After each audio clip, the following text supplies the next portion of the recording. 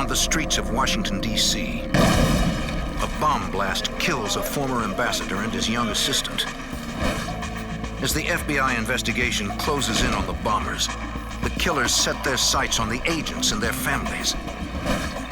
The FBI is caught up in a dangerous hunt for a cold-blooded murderer as they target one of the most highly skilled opponents they have ever faced. A bomber who orchestrates the death of a diplomat.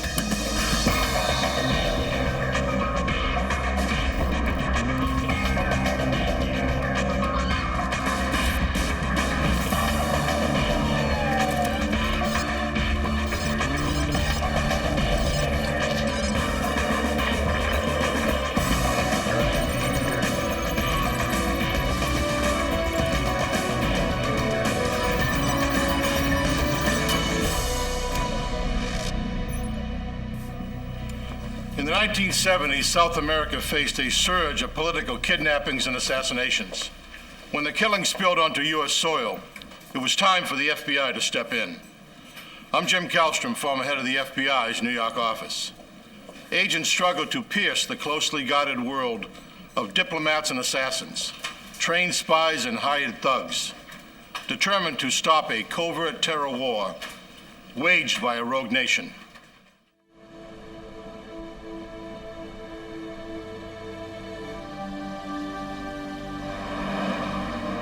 Washington, D.C., September 18th, 1976.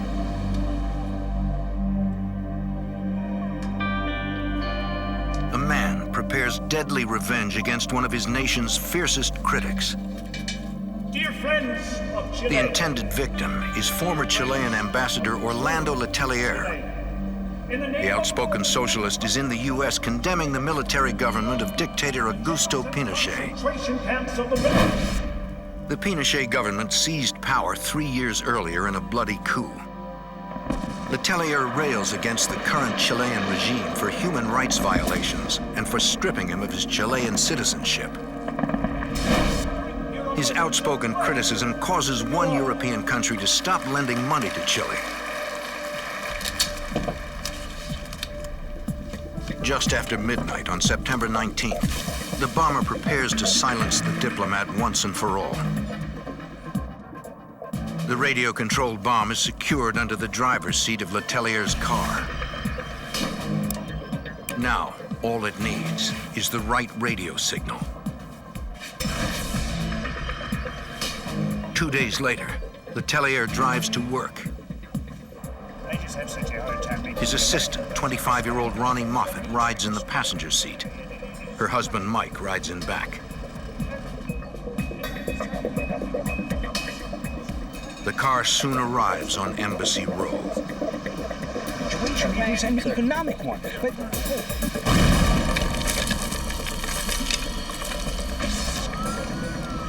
Police protecting the embassies call for ambulances and rush to help. Orlando Letelier is barely alive. The bomb blew off his legs and blasted shrapnel through his torso. Ronnie Moffat, hit by flying shrapnel, fights for every breath. Mike Moffat, incredibly, escapes unhurt, although frantically worried about his wife. An ambulance rushes Letelier away just as the FBI arrives. Special Agent Carter Cornick. When we got there, like all crime scenes, it was an absolute mess. I saw the car, and there was a woman on the side of the road being administered to. The next thing I actually heard through the din of all the noise was a young man screaming, "Dina did it." And I had no idea who or what Dina was. Under the law, the FBI investigates all attacks against foreign officials. Agent Cornick takes charge of the case.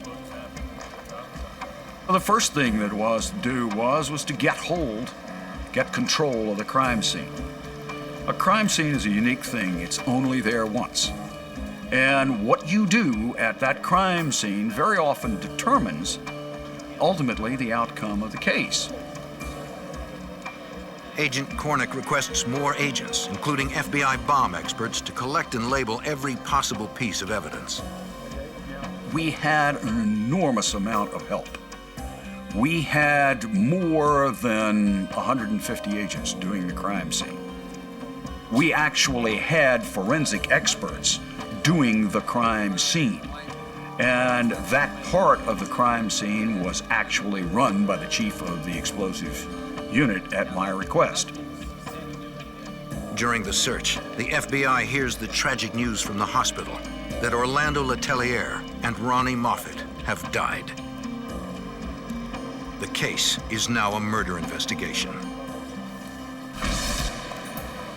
At the U.S. District Courthouse, the U.S. Attorney decides this politically sensitive public assassination must be handled with the utmost care and urgency. In this case, a U.S. attorney was assigned to the investigation from day one. That had never been done before, except in Watergate. The U.S. Attorney assigns his most relentless prosecutor, U.S. Assistant Attorney Gene Proper. It was a heinous murder, and I wanted to solve it to make sure that people knew you couldn't do it here. I don't care if Letelier was a socialist, a communist, or somebody on the far right. He was killed in a brutal way on the streets of the District of Columbia with a young woman, neither of whom deserved to die. By the second day, investigators begin looking at possible motives for killing Letelier. The primary motive from the beginning appeared to be a political assassination ordered by a foreign government. We had found out from the State Department that the military dictatorship of Chile was concerned that he had been personally responsible for stopping loans coming to the country. Buenos Aires, Argentina. FBI Special Agent Bob Shearer does not want to tip off the Chilean government, so he talks with his contacts in Buenos Aires. He wants to find out if they have any information on whether Chilean intelligence may be involved. His Argentine source tells him about a secret program called Operation Condor. Intelligence agencies from right-wing South American countries have agreed to help each other watch left-wing activists and, if necessary, eliminate them. The official believes that Letelier's death may have been Condor's first kill. To get more information, the FBI turns to a U.S. State Department expert on Chile. We need to know, and we need to know very frankly. The expert tells them that Chile desperately needs American economic support. International, but The same morning of the assassination, the economics minister of Chile was getting off a plane at Dulles Airport to ask the U.S. government for economic aid to Chile. The expert highly doubts that Chile would endanger its loans by killing Letelier. So it was difficult for me to believe that a government would, on the one hand, order the assassination of this man, while on the other hand, trying to ask the U.S. government for aid. 2 weeks after the Letelier assassination, a commercial flight from Barbados to Cuba explodes. All 73 people aboard die. After the explosion, right-wing anti-Castro Cubans proudly claim credit.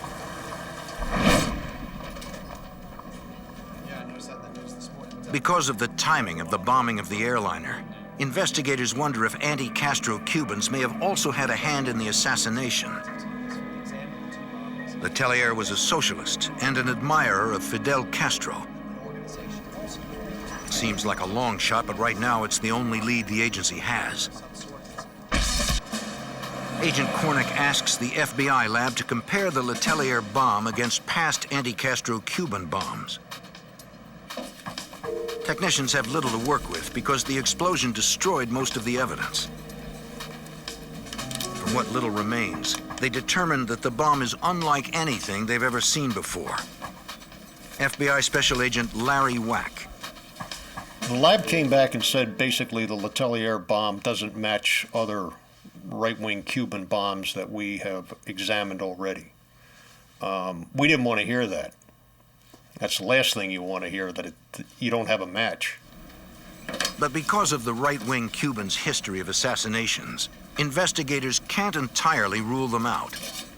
We were trying to keep an open mind that perhaps we have a new bomb maker on the set that we're not aware of. Having hit a dead end, investigators set up a tip line to solicit information from around the world. Thousands of leads, literally thousands of leads, came in by telephone. A special 1-800 number was established to handle the leads. We had leads coming in from Europe, leads particularly from Latin America. One lead comes from a New York area reverend who says 3 Chilean intelligence agents flew out of New York shortly after the assassination. FBI Special Agent Larry Wack interviews the reverend. And it was evident, you know, in the first 5 minutes of the interview that this guy had seen nothing. So, of course, I'm trying to zero in on, look, you know, who exactly saw these 3 Chilean agents? The reverend got the tip from some friends, but he will not reveal their names. I told the reverend, I said, look, get back to the people that supposedly saw this and get them in touch with us.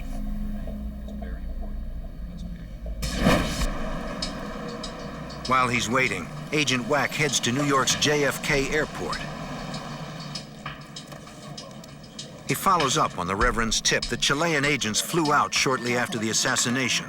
These items should be noted by the... No one can confirm the story.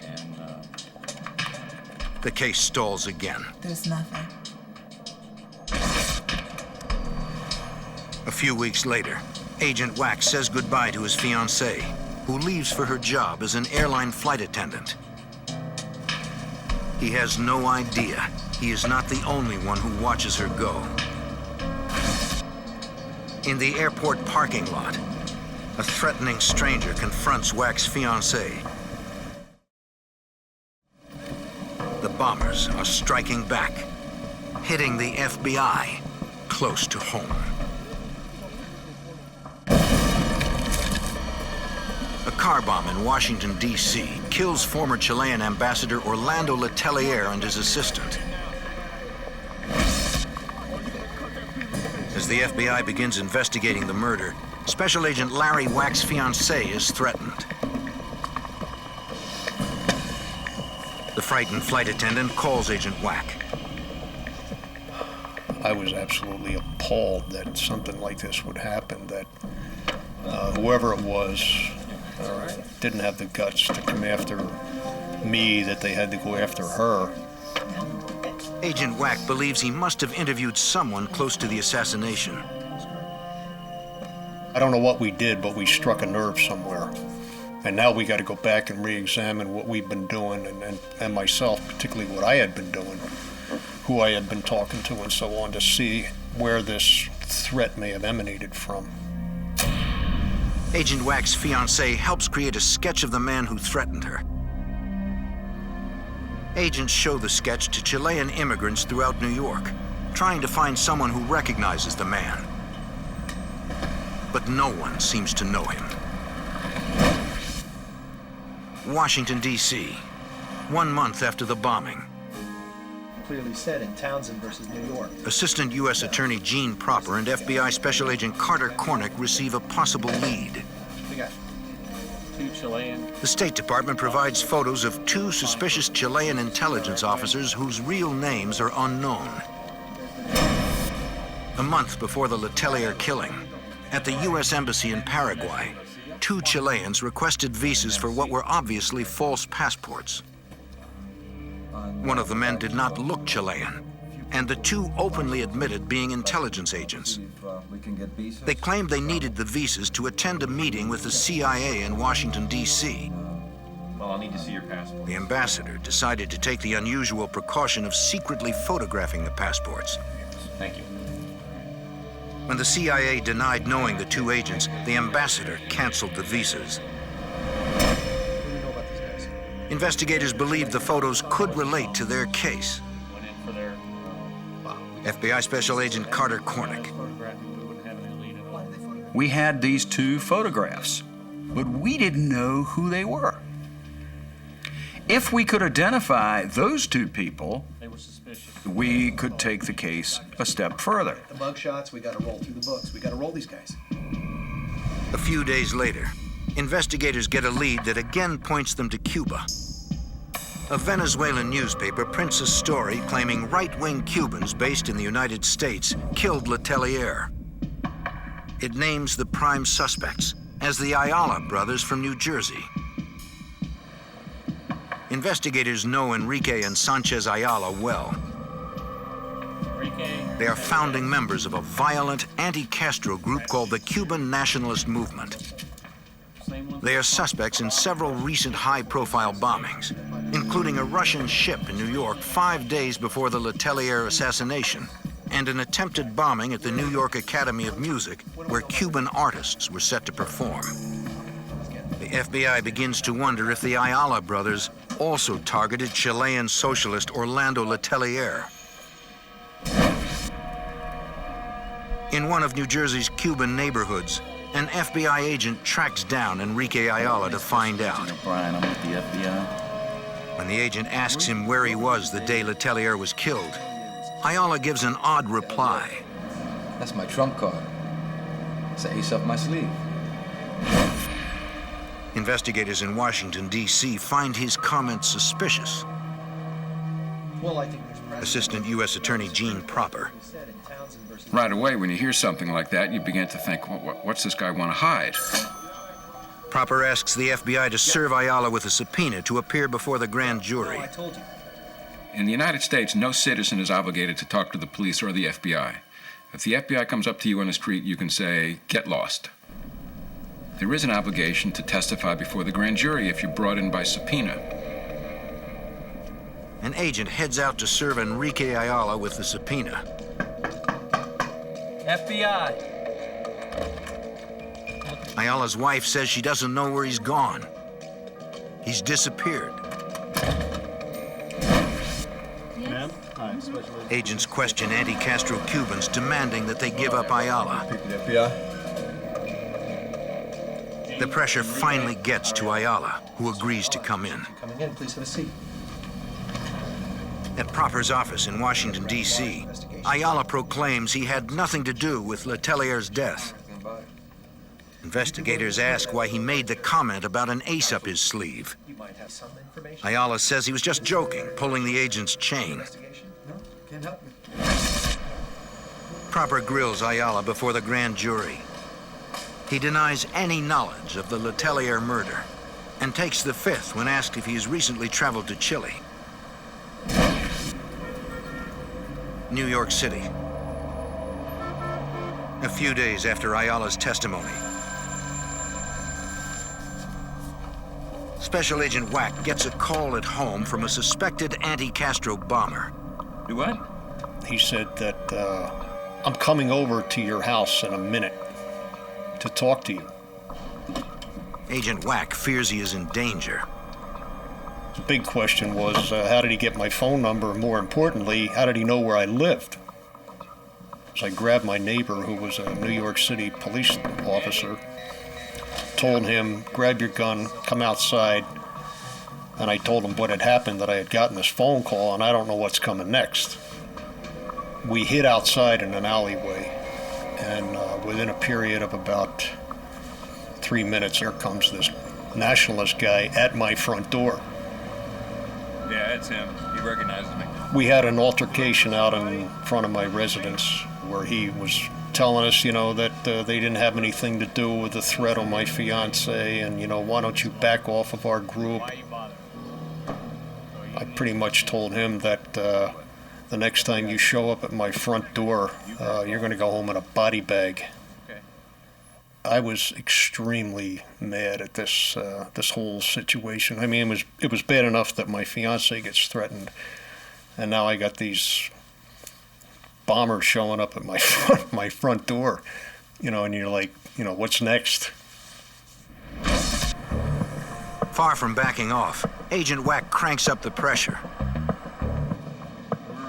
If the Cubans are nervous, the FBI must be close to finding their connection to the assassination, and possibly even the bomber. Agent Wack goes after the Cubans, hunting for anyone with information.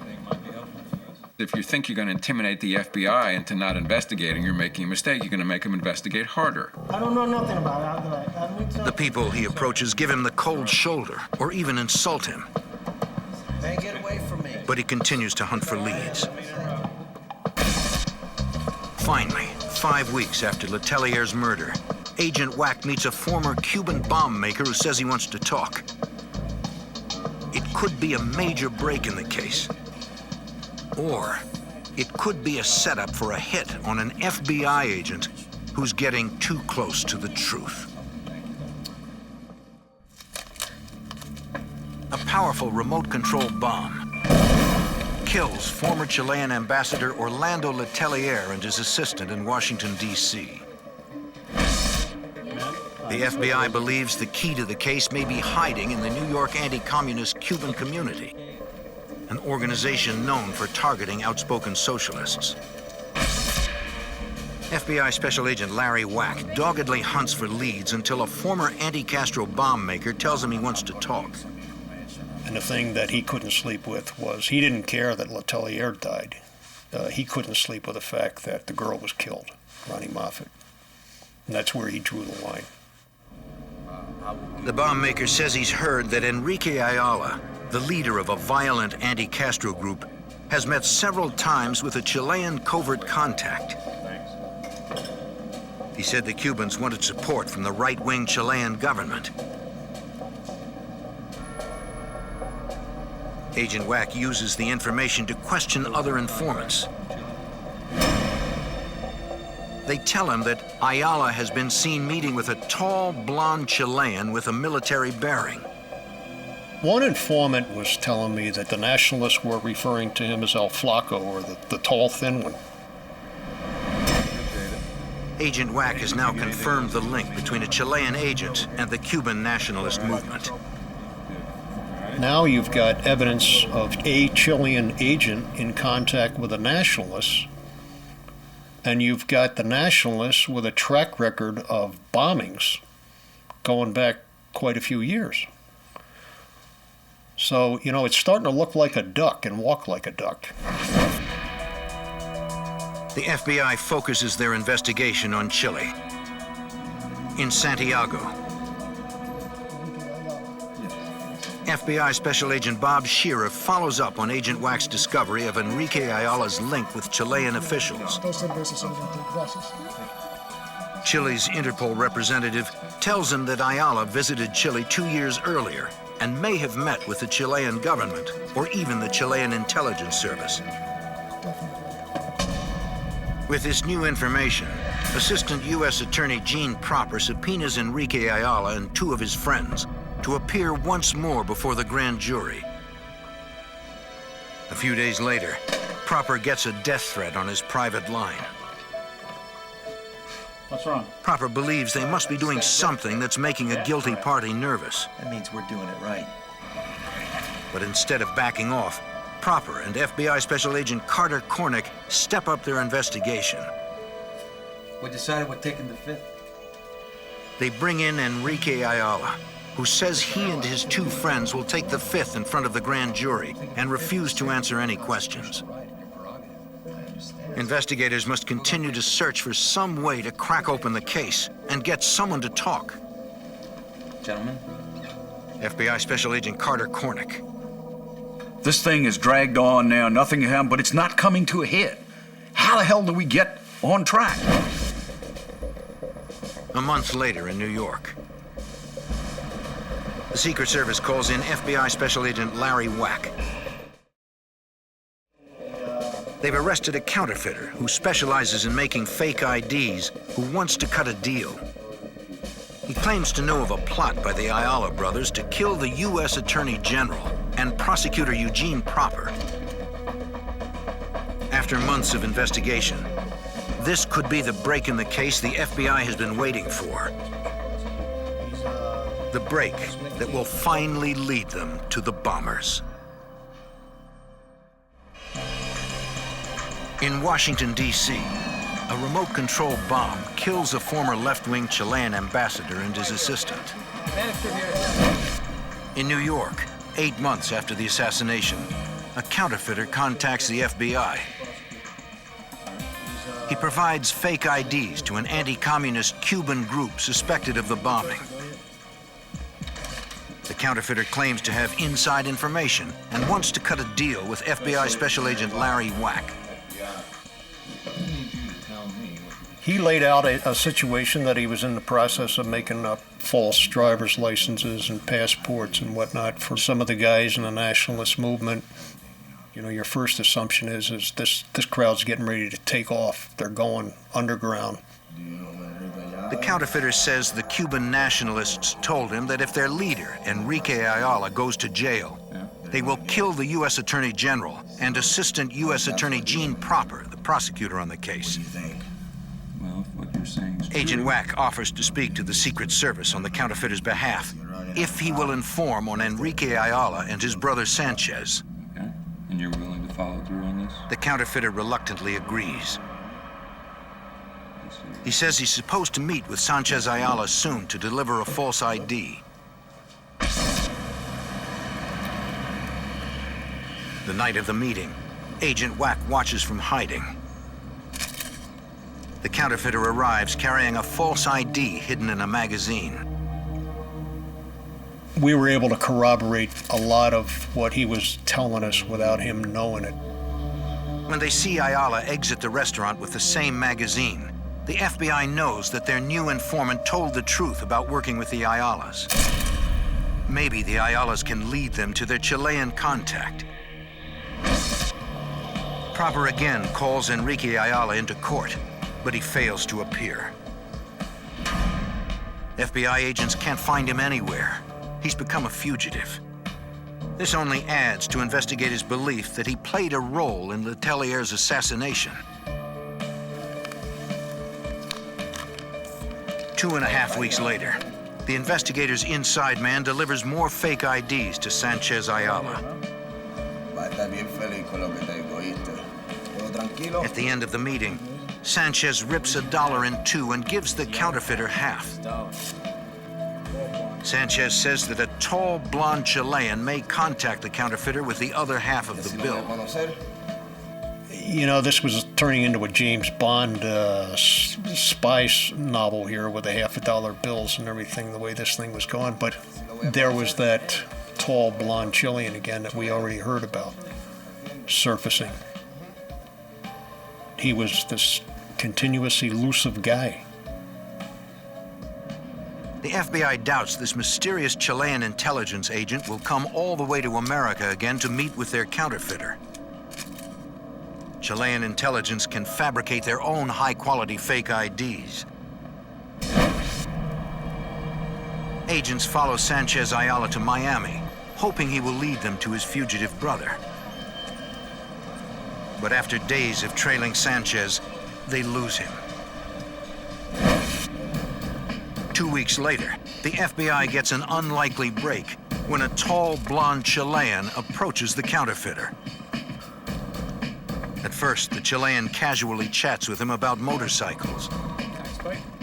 But before he leaves, he says that a friend of Enrique Ayala's will be in touch for more false IDs. When he hears about the tall, blonde Chilean, Agent Wack arranges an urgent meeting with the counterfeiter. Agent Wack shows the counterfeiter a photo layout, including a passport photo of a Chilean intelligence agent who tried to get into the U.S. using the false name Juan Williams. Showed him the pictures, and he goes right to the Williams photo, and he says, "This is the guy that I met, absolutely no question about it." Investigators finally have a name to link to the mysterious stranger. They go to Chile to try and learn all they can about the man who calls himself Juan Williams. In Santiago, FBI Special Agent Bob Shearer discovers that no one named Juan Williams works for the government or the armed forces. Washington, D.C. It has been 1 year since the assassination of former left-wing Chilean ambassador Orlando Letelier and his assistant Ronnie Moffat. Investigators believe the right-wing anti-Castro Cubans working with people inside Chile's intelligence agency possibly orchestrated the murder. Assistant U.S. Attorney Gene Proper tries to make sense of the lead so far. The case started to slow down in mid to late 1977 because while we had this information, we didn't really have a whole lot of proof. And we were trying to get information from Chile without a lot of success. Investigators decide to approach the Chilean government directly and demand information on the intelligence agent who is meeting with Cuban bomb makers in the U.S. and uses the false name Juan Williams. Direct pressure. Chile's got what appears to be a bona fide intelligence agent running around with a bunch of bombers in the United States, and this is going to be very embarrassing for Chile. They better have a good answer for this one. In Santiago, Chile, what is it that I can do for you today? Agent Shearer tells a Chilean official that the FBI wants to interview Juan Williams and another intelligence agent who also applied for a U.S. visa using a false name. You're quite sure? We have some photos of them. The U.S. could prosecute both men for filing for a visa with a fake passport. Men and The Chileans say they will look into it. But we have a very large organization. After waiting a month with no reply from Chile, Proper files court papers with an unsealed cover letter that includes the agents' false names and implies they played a major role in Letelier's murder. If the Chilean government masterminded the killing, Proper intends to hold them accountable. I summarized what I thought the evidence would show and put it in a letter that was outside the package. Nobody had ever seen that done before, and the State Department sort of laughed about it. But I thought when that became public, and I made sure it became public because it was not a sealed document, the Chileans would panic and would start to hear things. Then what happened is the photographs which were in there sealed leaked to the press. News stories hit front pages all over the world, accusing the Chilean intelligence service called DINA of the killing. And the Chileans went crazy because all of a sudden it was saying DINA was involved with the Cubans in killing Letelier. Didn't say 100%. And the Chileans started calling us. They wanted a meeting with the Secretary of State. They wanted a meeting with the Attorney General. The newspaper articles unleash a flood of tips for the FBI. One newspaper identifies the mysterious blonde intelligence agent known as Juan Williams. You can see on the screen there. In a shocking twist, it reveals that he was born in the U.S. The FBI is stunned. Could it be possible that the Chilean assassin is an American? While the FBI investigates the 1976 car bomb killing of Orlando Letelier and his aide Ronnie Moffat, newspapers all over the world pick up the story of two Chilean intelligence officers suspected of the killings. When the story breaks, the FBI gets word that a newspaper has identified the intelligence agent known as Juan Williams. Juan Williams. What do you know? One Chilean newspaper just identified. It appears he's an American. Michael Townley.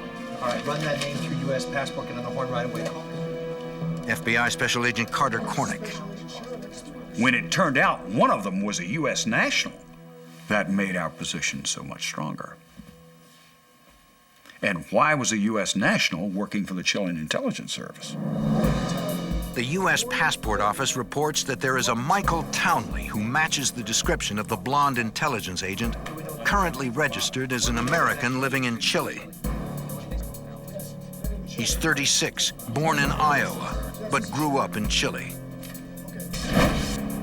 Agents head to Fort Lauderdale to follow up another tip that Juan Williams is really a man named Kenneth Einart. He's been buying electronic surveillance equipment for the Chilean government. At an electronics store that sells hidden microphones, phone taps, and other high-tech surveillance equipment, the store owner identifies the Juan Williams passport photo as Kenneth Einart. The owner provides records showing that Einart shopped at the store the day the bomb killed Letelier. He also provides an official letter from the Chilean government authorizing Kenneth Einart and Michael Townley to make purchases on their behalf. The FBI now believes that Kenneth Einart is an alias for Michael Townley and that the Chilean government is somehow involved in the killing. Now, the FBI has their first solid suspect in the case. The next day in New York, FBI Special Agent Larry Wack meets with a counterfeiter turned informant. He's been watching a group of anti-communist Cuban nationalists the FBI suspects of working with the government of Chile. Agent Wack wants to know how they are responding to the news that the FBI has identified their Chilean contact, Michael Townley. Everybody in the exile community with the nationalists and everywhere else went scrambling. It was like, uh-oh, cat's out of the bag. They know who he is. And it was time to run. Agent Wack pressures the counterfeiter to set up a meeting with a key Cuban nationalist suspect before he runs. I told the counterfeiter, I said, just tell him flat out that I came to see you. I found out that you're hanging with the nationalists again, and that I paid you a visit, and you're getting subpoenaed to the grand jury.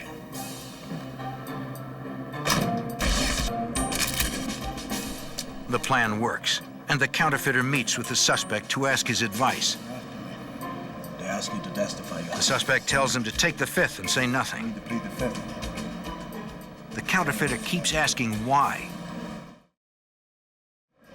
Because we did it. We did it, meaning Letelier. We did it. We know it. They know it. Let them prove it. Which is exactly what we wanted. The FBI now has an informant's claim that a nationalist confessed. But they still need some physical evidence linking the Cubans with Michael Townley. We couldn't connect him to the murder. We had no evidence he was involved in the murder, but we certainly believed it because he was the blonde Chilean who was dealing with the Cuban nationalist movement that internally had said they're involved in the Letelier murder, and they were now fleeing. They were running from us. Assistant U.S. Attorney Gene Proper and FBI Special Agent Carter Cornick try to fit together the evidence. You know, it's one thing to have a source who you may or may not trust 100% tell you one thing. It's another thing to have, actual proof. Investigators desperately need someone to cooperate and confess to what happened. They hope it will be Michael Townley, but the agents have to find him first. The next step was to go to Chile and to try to, in some way, force the government of Chile to cooperate with us in the investigation. The fact that these two men had applied for false passports to come to the United States a week before the assassination was of real interest to us. Over the next 2 weeks, Proper and the U.S. government put tremendous pressure on Chile. Proper prepares official letters through the World Court requesting the chance to talk with Townley. I took him to the chief judge in Washington, and he signed the documents. He asked me how the case was going. I'll never forget this. He said, "How's the case going?" I said, "It's a very tough case, Judge. It's just very tough." He said, "I know that." He said, "But God makes people who do things like this make mistakes. All you've got to do is find the mistakes." To find the mistakes, Proper has to get to Townley. But the prosecutor is still getting resistance from the Chilean government. I'm sorry. And the Chilean government said, this is going to make the government fall. We can't give over an intelligence officer. We said, he's an American. He committed a crime in the United States. We want him. We were not allowed access to people that we wanted to have access to, members of the Chilean intelligence service. But at the same time, other Chilean officials were cooperating with us quietly. Behind the scenes, the Pinochet government quietly cuts a deal with the U.S. They will hand over Townley if the U.S. promises not to use his testimony against Chile. The U.S. agrees. The next day, Chilean police take Michael Townley for a drive. He hopes that the intelligence service will protect him, perhaps even reward him with a long vacation in a remote area. Just take me far, get out of here. He has no idea what is really waiting for him. On vacation, huh? Chilean intelligence agent and bombing suspect Michael Townley thinks he's about to embark on a vacation. But FBI agents are waiting at the airport for authorities to turn him over. FBI Special Agent Carter Cornick. There was an Air Ecuadoriano flight going from Chile to New York. And the plane was held by the Chilean government on the runway until we got there. Townley was turned over to us. He was disoriented. He was afraid. He could not believe that the Chilean government had betrayed him. On the flight, Townley refuses to talk without a lawyer.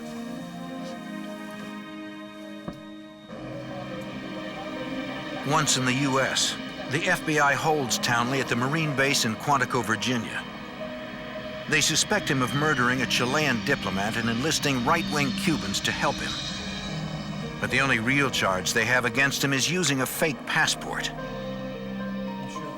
Townley meets with his attorney, while Assistant U.S. Attorney Gene Proper prepares for plea negotiations. And it's going to be very difficult because we really don't have a murder case against Townley. We still did not have any case against Michael Townley except the passport violation case. Miami, Florida. Hey man, hold up. That's Ayala. Agents get a break when an alert Miami police officer spots one of the men linked to Townley in the murder, Cuban nationalist leader Enrique Ayala. You're Enrique Ayala, aren't you? No, sir. Please take off your sunglasses. This is my identification, sir. Seguro que sí. Agent Cornick and Prosecutor Proper use Ayala's arrest and the arrests of other nationalist suspects to pressure Townley. Enrique Ayala has been arrested. We went to Townley and his lawyer and said, your time's about out. We've just rolled the Cubans up. We're going to make the deal with the first person who's willing to talk to us. We knew the Cubans would never talk, but we didn't tell that to Townley and his lawyers. Townley has to think we know what happened. We singled him out and brought him to the United States. He has to worry that we have more information than he knows about. But all we had on Michael Townley was a passport violation and knowledge that he had met with the Cubans. But unless the Cubans talked or Townley talked, we didn't have enough to bring a case against anybody. Don't worry, Michael. After hours of negotiation, Townley agrees to cooperate in exchange for a 10-year sentence. Townley reveals that he worked as a highly skilled agent and assassin for Chilean intelligence. He worked for the Chilean secret police, which was run by a general, and he viewed his assassinations as legitimate orders from his government. The Chilean secret police wanted Letelier dead because Letelier was viewed as a spokesman who was in the United States and creating a fuss against the Pinochet government. He was meeting on Congress with senators, he was talking around the world, and the Pinochet government was a very repressive right-wing government, and Letelier was very well-spoken, and he was causing them some grief. This was not Townley's first assassination. Given an order, military operation, and that's what... As an expert in electronics and bomb making, Townley helped commit assassinations in South America, North America, and Europe. This man, without question, was the most dangerous man I have ever met. This is a man who bragged about his role in building bombs that killed other people. And the justification?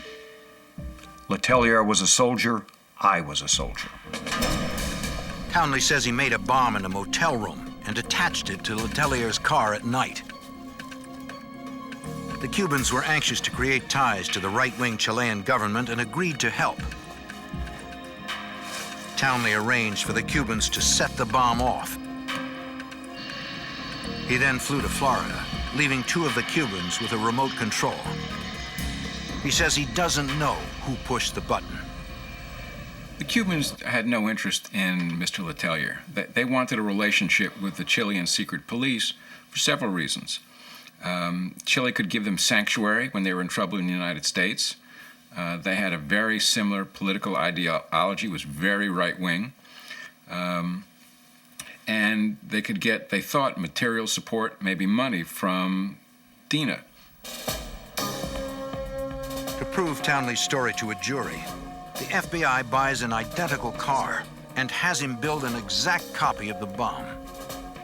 All of this was filmed by the FBI so that it could be used at trial, actually to placing the bomb up underneath the car. All of the components were identical, the car was identical, and the question was, would the results be identical? We didn't know. Stand by for detonation. 3, 2, 1. When the dust cleared, I looked at the car that had just been blown up. It was the same car that I had seen 2 years ago in the crime scene. I could not believe it. I turned to look at Mike Townley. Mike Townley's face was ashen. He turned to me and said, "I'd like to leave." I had 2 of the other agents take him back to the car. Townley was somebody who had been involved in several murders, but never close up. He always did it at a distance. He never saw the victim. He was a soldier. He was told to assassinate somebody. He put a bomb somewhere. He did something, but he didn't do it close up. And when he saw the effects of it, he was apparently very affected by it. 2.5 years after the Letelier assassination, the Ayala brothers and an associate go on trial. The photos of the 2 blown-up cars provide the crowning piece of evidence. The resemblance was remarkable. At the end of 7 weeks of trial, the jury, when it deliberated, asked for 2 pieces of evidence.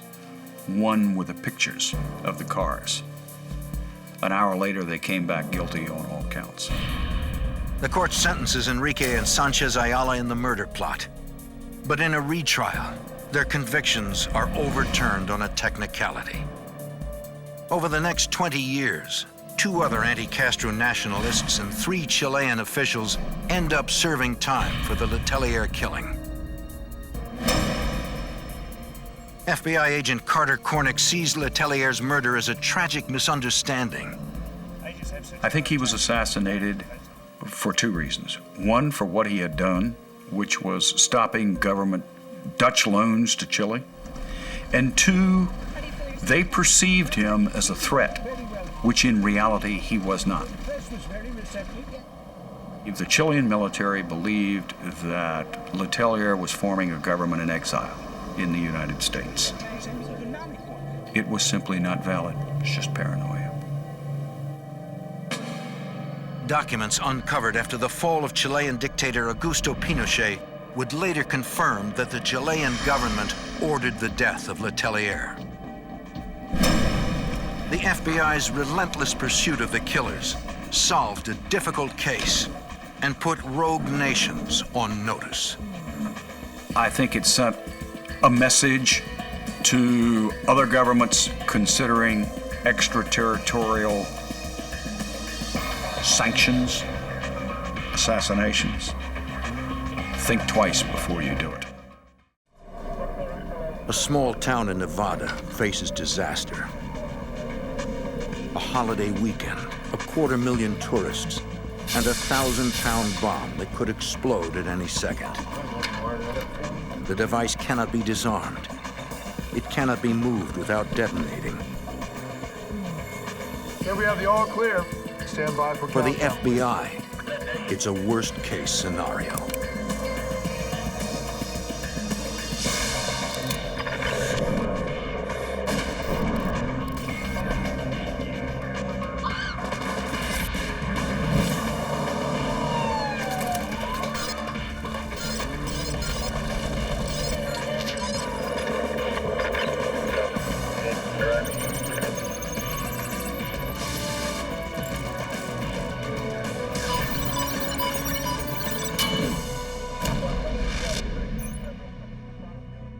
In 1980, the FBI faced the largest explosive device they had ever seen. The bomb was sophisticated, carefully constructed, and designed to destroy an entire building. I'm Jim Kallstrom, former head of the FBI's New York office. Agents and bomb experts responded from all over the country. Their mission, to disarm the deadly device and stop the dangerous extortionists who built it.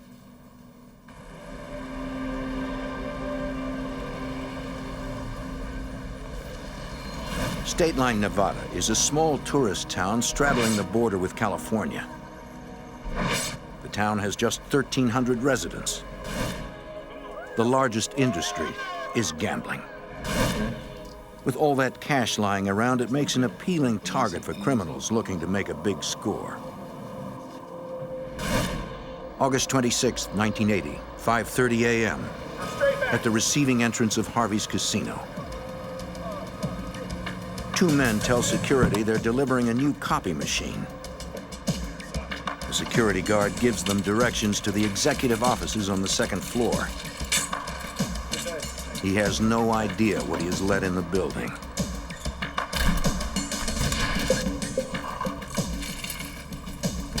This is no copier.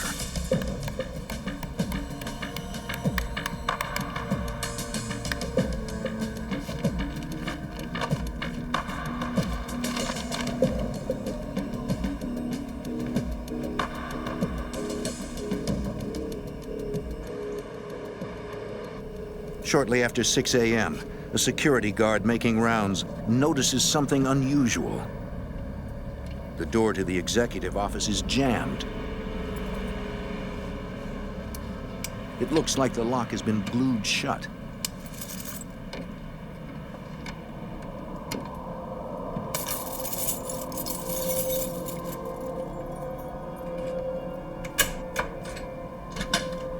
He manages to get the door open. The guard notices a bizarre-looking metal box in the middle of the room. On the floor, he finds a letter. According to the letter, the metal box contains a massive bomb. The guard contacts the Douglas County Sheriff's Department. Captain Ron Perini. It was about 6:30 in the morning. And I received a call from one of my sergeants who told me that they had found a device at Harvey's Casino. Perini calls in the Tahoe Douglas bomb squad. The device is huge and made of metal.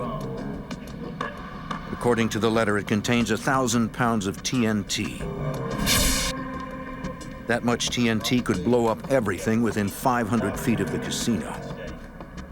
The letter also says the bomb has 3 separate timers, each set for different explosion times. The device cannot be moved.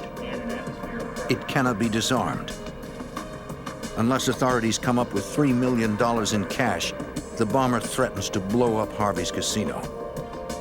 He also threatens that if the FBI thwarts this plan, then the bomber will strike the same hotel again. Yeah, this thing was big, and if it was real, and it did go off at that time, none of us would be alive. The complexity of the design and amount of TNT tells law enforcement this bomber means business. This device could blow up the entire block, and the police don't even know when it is set to go off. The bomber is holding all the cards. There was no indication from the bomb squad members that this was a false bomb, that it was just a shell. They felt it was very real. So there was a lot of issues going on at one time. How are we going to secure this? How are we going to provide the safety for everyone? The casino is packed with gamblers. The hotel is full of guests. With a bomb that size, police have to get the hundreds of innocent people to safety. Over the next several hours, 600 hotel guests are moved to a nearby high school. And it's scary, to tell you the truth. It's very scary. If this bomb would have gone off in that casino, we would have lost 600 people. As the guests are being evacuated, Captain Perini assesses the situation and determines he needs help. We're a relatively small department. We certainly don't have the expertise as some agencies may have in dealing with extortions and the resources and the money and all the things that go with that to do a proper investigation. So because it was an extortion, we called the FBI immediately. Special Agent Bill Junkie. We typically have extortion attempts at the casinos at State Line. We've had those before. We've had plenty of small bombs placed here and there in various casinos. At this time, the FBI was receiving nearly 100 extortion threats a year against casinos, but they were seldom this serious. But I never, in my wildest dreams, envisioned a bomb of this size and this complexity. There are 28 toggle switches on the top box. Each one is numbered. They were all in the same position, in a downward position, except for one toggle switch, which was numbered 23. That was in the up position. We didn't know when we looked at those toggle switches, of course, what they went to, what they were for. Any one of the switches could deactivate the bomb or detonate it. They gave me a letter which turned out to be an extortion letter that identified various components of that bomb. And reading that letter, I realized we had a big problem here. The letter indicated to us that there was 1,000 pounds of TNT in this bomb. And judging from the size of the large box, I think it was pretty consistent that 1,000 pounds of TNT could fit into that larger box. 1,000 pounds of TNT has a huge blast radius, enough to destroy more than one casino. That would devastate this small town. We blocked off the casino corridor area on US 50, made sure no vehicles could go through. We told the other casinos to vacate the immediate area near Harvey's, and they did that. They even boarded up some of the windows to make sure that if there was an explosion, that would cause the glass to break and hurt others. As the sheriff's department closes down the streets, the bomb squad works on the device. The crew does not wear their bulky bomb suits because nothing could protect them if a bomb this size detonated. First, they want to know exactly what's inside the metal casing. What kind of bomb is it? How big of an explosion is it going to be? Is it going to affect the businesses across the street? Or how far will it go? Is there chemicals involved? Is there even nuclear stuff? Herb Hawkins is the assistant special agent in charge of the FBI's Las Vegas field office. Well, the device was x-rayed in parts because no x-ray machine was that big. So about a third of the device was x-rayed, then another third, then another third. In all, the bomb squad takes over 200 x-rays. They also photograph the device and dust for fingerprints. Getting paint samples is much riskier, but for the FBI, it could be an important clue to identifying the bomber. Ultimately, we may find a guy who's got that kind of paint in his garage. Investigators also find a small drop of blood on one corner of the device. It is collected as potential evidence. We may be able to find a guy whose blood matches that which was taken off the bomb. That's a good investigative lead for us. The latent fingerprints, paint, and blood samples are sent to the FBI lab in Washington, D.C. In the lab, technicians will analyze the evidence in the hopes it will lead them to the bomber. But for the agents on the scene, the first priority is to disarm this bomb. In the command post, investigators study the x-rays of the device. The bottom 3/4 of this lower box was very high density. The x-rays couldn't penetrate it. That told us, in essence, that it was explosive in there, or some kind of material in there filling that bottom box. We could see wires from the top box going into that material in the bottom box. We presume those were wires from the detonators, from the blasting caps, into that explosive material. Scientists from NEST, the Nuclear Emergency Search Team, analyzed the bottom portion of the bomb to calculate the potential blast radius. They estimated that we were looking at about a 1,500 to 2,500 foot blast area where damage could be somewhat significant. And of course, inside of 800 yards, We're looking at more than severe damage and, of course, total destruction within 200-meter radius. We realized this guy knew what he was doing, that it was going to be an extremely difficult bomb to defeat, if it could be defeated at all. Agents are in an impossible position, but they must find a way to disarm this bomb, and fast, before anyone gets hurt.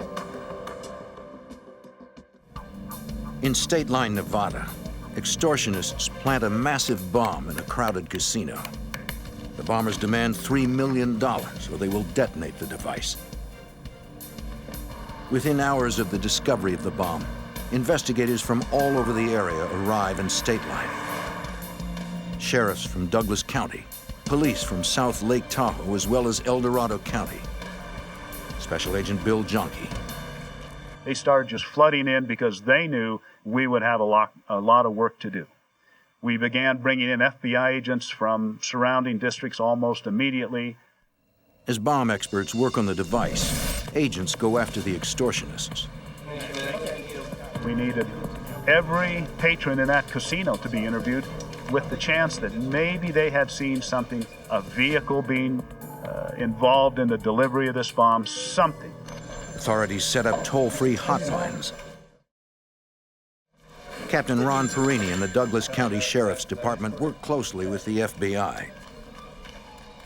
We want to know if there's any witnesses, if anybody saw these people bring the device into the casino. What about vehicles, descriptions? The FBI questions the security guard. He tells them about seeing two men delivering a copy machine around 5:30 a.m. They were driving a white van. We knew that we may have a white van involved in this. We knew by then exactly what time that bomb came through the casino. We knew we had two people pushing and pulling that device. Investigators try to locate all the white vans in the Lake Tahoe area. Law enforcement officers were stopping these vans and finding out who the operators were. While agents on the street search for possible suspects, technicians continue to analyze the device. But the news is not good. This bomb is formidable. On that first day after the diagnostic work, the x-rays, the interpretation of that extortion letter, we realized that we weren't going to move that bomb. That we, in fact, had a viable, functioning, live explosive device. We didn't know what the explosive inside was. We also figured we had explosives in that top box that made any sort of render-safe procedure extremely, extremely difficult. By late afternoon, we decided that we were not going to penetrate this bomb with any equipment that we had or that was developed anywhere in the country. It appears the bomber has won. The FBI must take a new approach. They're going to have to cooperate. That evening, agents meet with Harvey Gross, the owner of Harvey's Casino. We thought we might have a very good opportunity to arrest, to identify the people involved in this crime through the delivery of the money. So we wanted to comply with the instructions. The bomber wants $3 million delivered to a remote location via helicopter. In exchange, authorities will receive instructions on how to move the bomb and detonate it safely. We told them the problems we were having with this bomb, and we had a window there that was closing as far as getting the money together or deciding what we were going to do. Agents feel that $3 million in cash is the fastest way to find him. The casino owner is skeptical. And he said to us, "What are you going to try and do with this person?" And we said, "We are going to try and catch him." And he said, "Well, if you're going to do that, I'm not giving him $3 million. So he gave us $5,000, which we appropriately marked, and the rest was cut up paper. An FBI pilot will fly the helicopter. Since the bomber has forbidden any radio contact, the pilot will wear a wire. He must land at a designated spot at South Lake Tahoe Airport no later than 11 p.m. At 12:05, he will receive further instructions. he specified that no law enforcement be involved in this operation whatsoever. Well, that was pretty unrealistic. We, of course, had numerous law enforcement people stationed and concealed throughout that airport in an effort to identify anyone that could be seen near that airport that might be linked to this extortion attempt. The pilot lands at South Lake Tahoe Airport at exactly 11 o'clock. In a nearby building, a team of FBI agents and police monitor the pilot's wire. We were waiting for contact from the bomber. And at 12:05, just as he said, the telephone rang in the telephone booth. Okay. The caller instructs the pilot to look under the shelf of the phone booth. There he will find further instructions.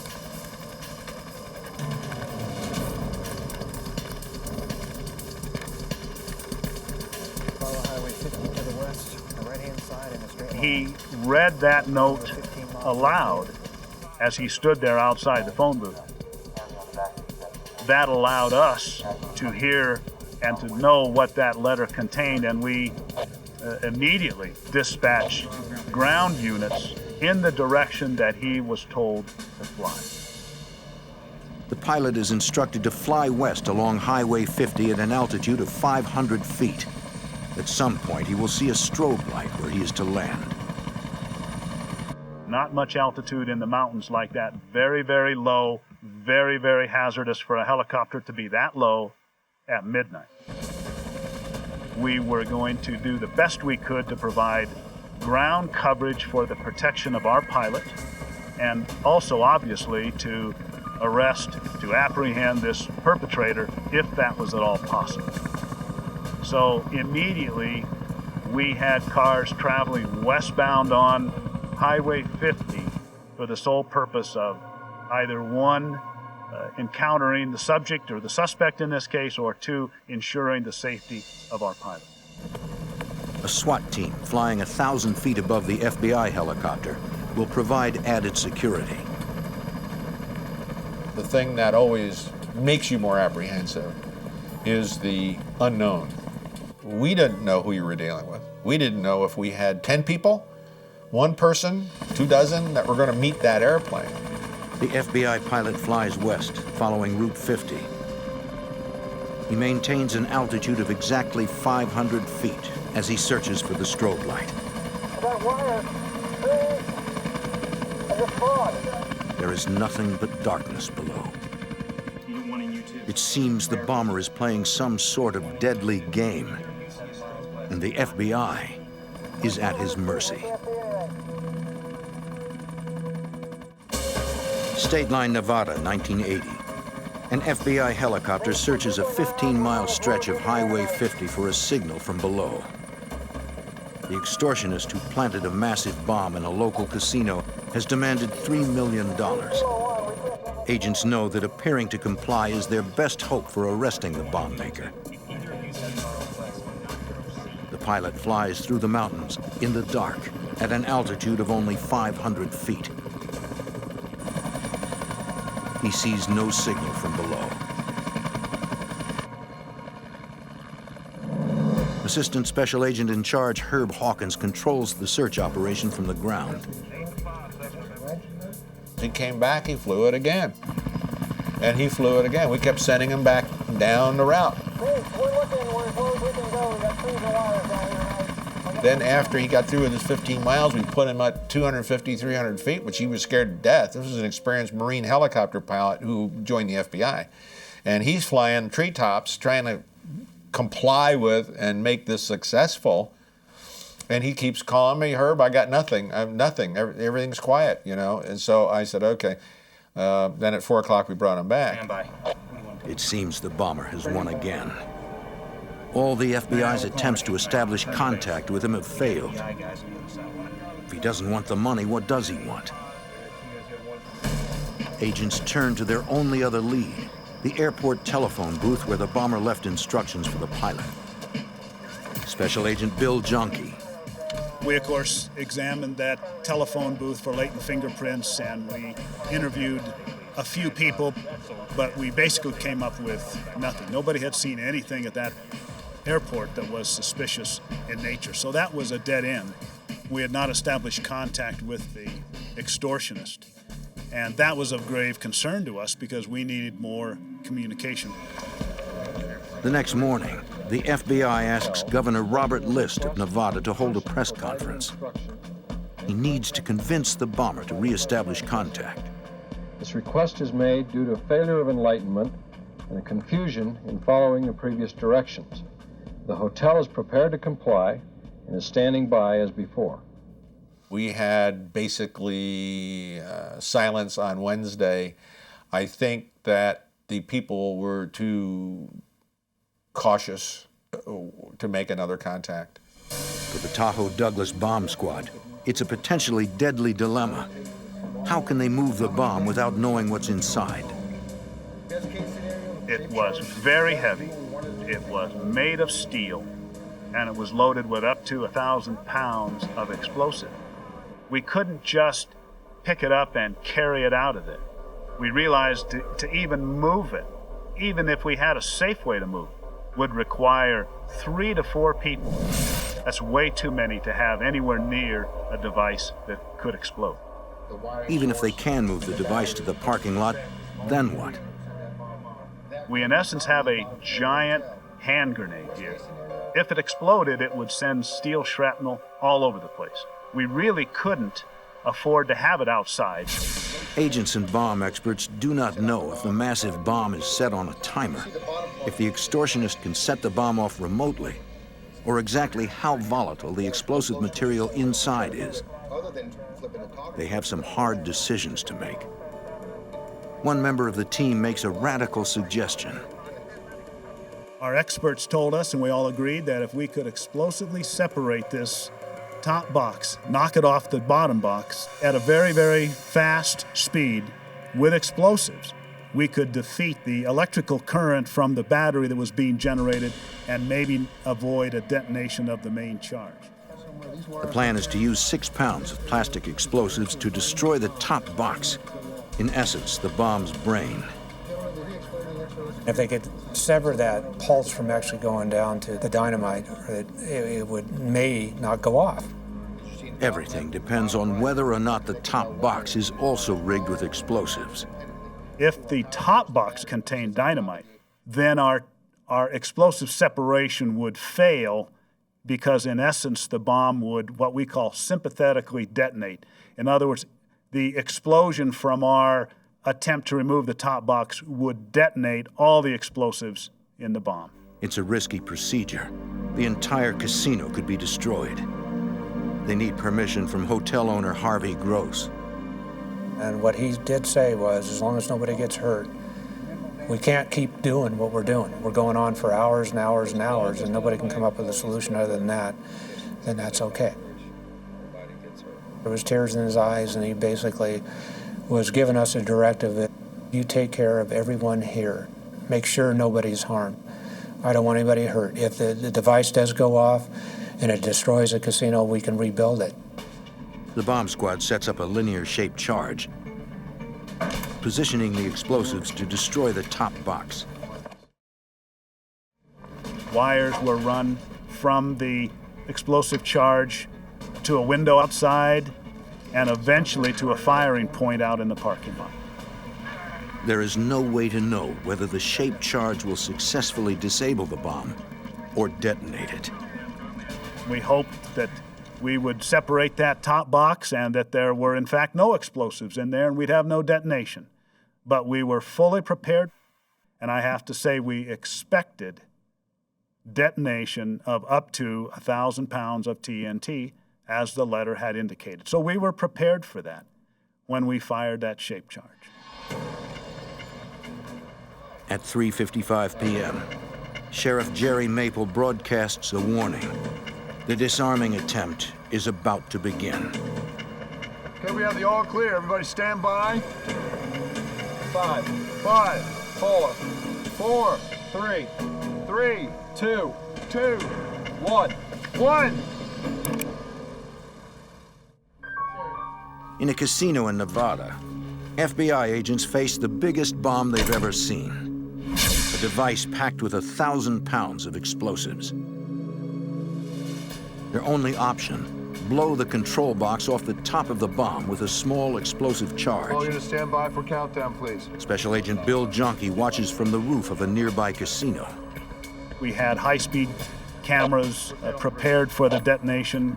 We were watching. We were keeping our fingers crossed. We, of course, could hear over the radio literally the countdown. 5, 4, 3, 2, 1.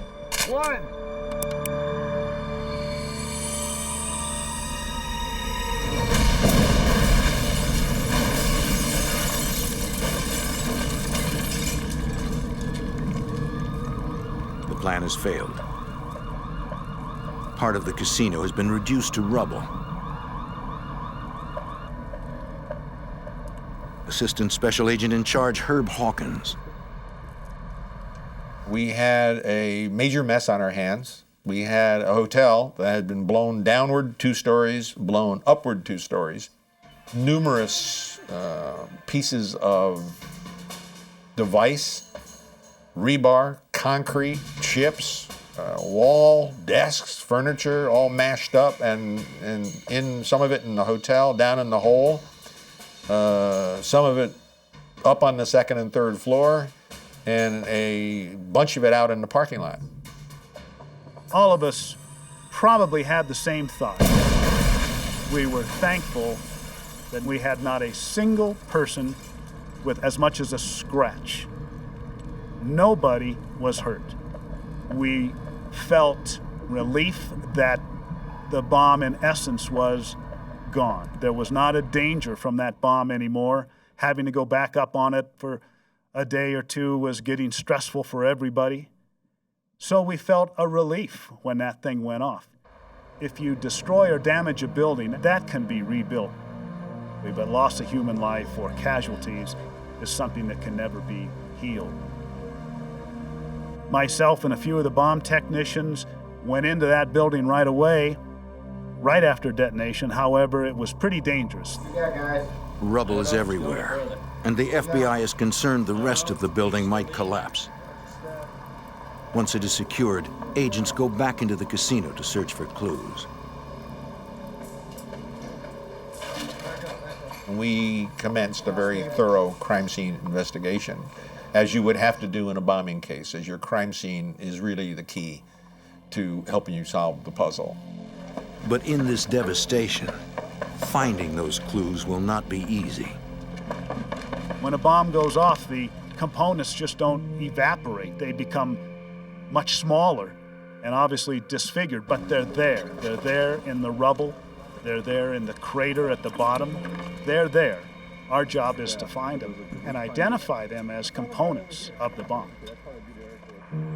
Authorities estimate it could take nearly 6 weeks to process the crime scene. The FBI can't afford to give the bomber that much time to cover his tracks. Within days of the explosion, the state-line casinos offer a $250,000 reward for the arrest and conviction of the extortionists. We hit every news media outlet with that information in hopes of somebody calling. We generated and started a hotline, a 1-800 hotline, so that anybody in the country could call us toll-free and provide information for this reward. The offer of a large reward brings thousands of leads, but no solid information. Several days went by. I'd say 7, 8, 9, 10 days. And we got leads from this offer, but we didn't get what we considered to be viable leads from this. The group that was responsible for building and placing this bomb was probably very close-knit, maybe even a family, because we weren't getting any information. Agents hope that in the rubble they will find one piece of evidence that will lead them to the bomber. At the end of the 40 days, we'd recovered approximately 108 pounds of a bomb that we felt probably weighed around 800 pounds. So we recovered about 1/8 of it. The Items that we recovered primarily were heavy steel items that survived the blast.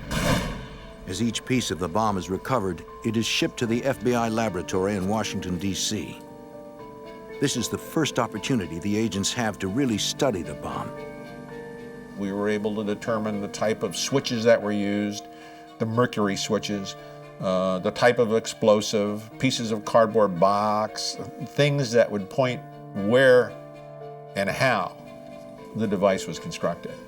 Laboratory analysis tells agents a lot about the bomb and something about the bomber. One of the early things that we did was have the metallurgists look at the bomb components we were recovering and determine the stresses on those pieces of metal from a metallurgical point of view to tell us what forces were exerted against them in the blast. And by doing that, we could put a family of explosives into this. And while the threat letter said it was TNT, we're not about to take that on face value. We want to know that the damage was consistent with an explosive like TNT, which it was not. So right away we know something about the bomber. He didn't tell the truth in the letter. He was trying to tell us something that would get your attention. The bomber used dynamite instead of TNT. Because TNT is more powerful, he probably mentioned it to intimidate investigators. It was a very complex scheme, and therefore, when you looked at the device, a complex mind had to have put this together. A very painstaking, patient individual. This was not built in a day. This was a device that looked like it had taken weeks, if not months, to build. And to build it without drawing attention probably required even more time. To try and learn more about the bomber, agents asked for assistance from FBI profilers at the Behavioral Science Unit then housed at the FBI complex at Quantico. Profilers determined the bomber is probably a male, in his late 30s or early 40s, with some sort of bomb-making experience. Based on the complexity of the device and the letter, they feel the bomber is egocentric. He believes he can outsmart investigators. And the bombing profile is extremely difficult. It's not like a murder where the guy leaves certain fingerprints at the scene. Bombing is a lot more complex. Personal, when you shoot somebody, it's more impersonal when you build a bomb and you put it under his car and turn around and walk away. You don't have to sit there and watch. He doesn't like to get close to his victims. The agents also suspect something other than money motivates this bomber. Is this a terrorist act? And what's the goal of this particular act? Is it to just make money? Are these people involved with narcotics and drugs? Do we have organized crime, the Mafia? We did not believe that organized crime would try and pull this type of thing. We didn't think the druggers would try and pull this type of thing. They like to remain off the skyline. Investigators are running out of leads, and the bombers seem poised to strike again. In Reno, 40 miles north, 4 more casinos received bomb threats. In State Line, Nevada, the FBI searches for a dangerous extortionist.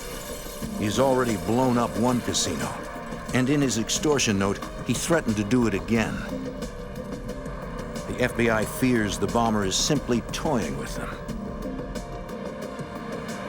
In Reno, 40 miles north, 4 more casinos received bomb threats. Investigators search the casinos, but no bombs are found. Further investigation reveals these threats aren't connected to the Harvey's bombing. Agents again appeal to the public for help. They distribute descriptions of the suspects based on the security guards' recollections. Assistant Special Agent in Charge Herb Hawkins. We were bombarded with thousands upon thousands of phone calls. In early September, agents receive an intriguing tip. 3 former employees of a jet aircraft plant moved to Reno just before the casino bombing. According to the FBI lab in Washington, some of the electronic components used in the bomb resemble aircraft parts. Aircraft engineers could have the technical savvy to put together a device like this. Special Agent Bill Junkie. They fit our profile, if you will, of being a group. They had access, they had experience in explosive work. They looked pretty darn good.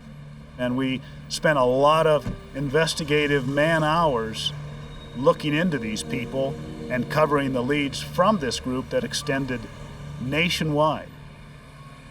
We focused on this group with a lot of our resources for 2 to 3 weeks before we were finally able to eliminate them as suspects. It's one of many dead ends, and the bomber has gone strangely silent. Desperate for leads, investigators review every phone tip they have received since the bombing. Assistant Special Agent in Charge Herb Hawkins wades through thousands of memos. On October 1st, a small tip catches his eye.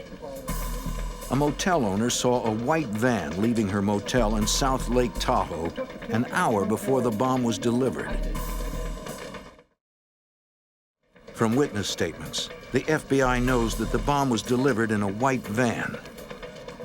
Hawkins thinks it's too close to be a coincidence. When I picked that memo up, first it came in on the 800 line and no one had looked at it. It's now a month old. And a suspicious vehicle leaving at 4:30 in the morning in a van needs to be covered. Agents interview the motel owner who called in the tip. On August 26th at 4 a.m., she heard strange noises in the parking lot of the motel.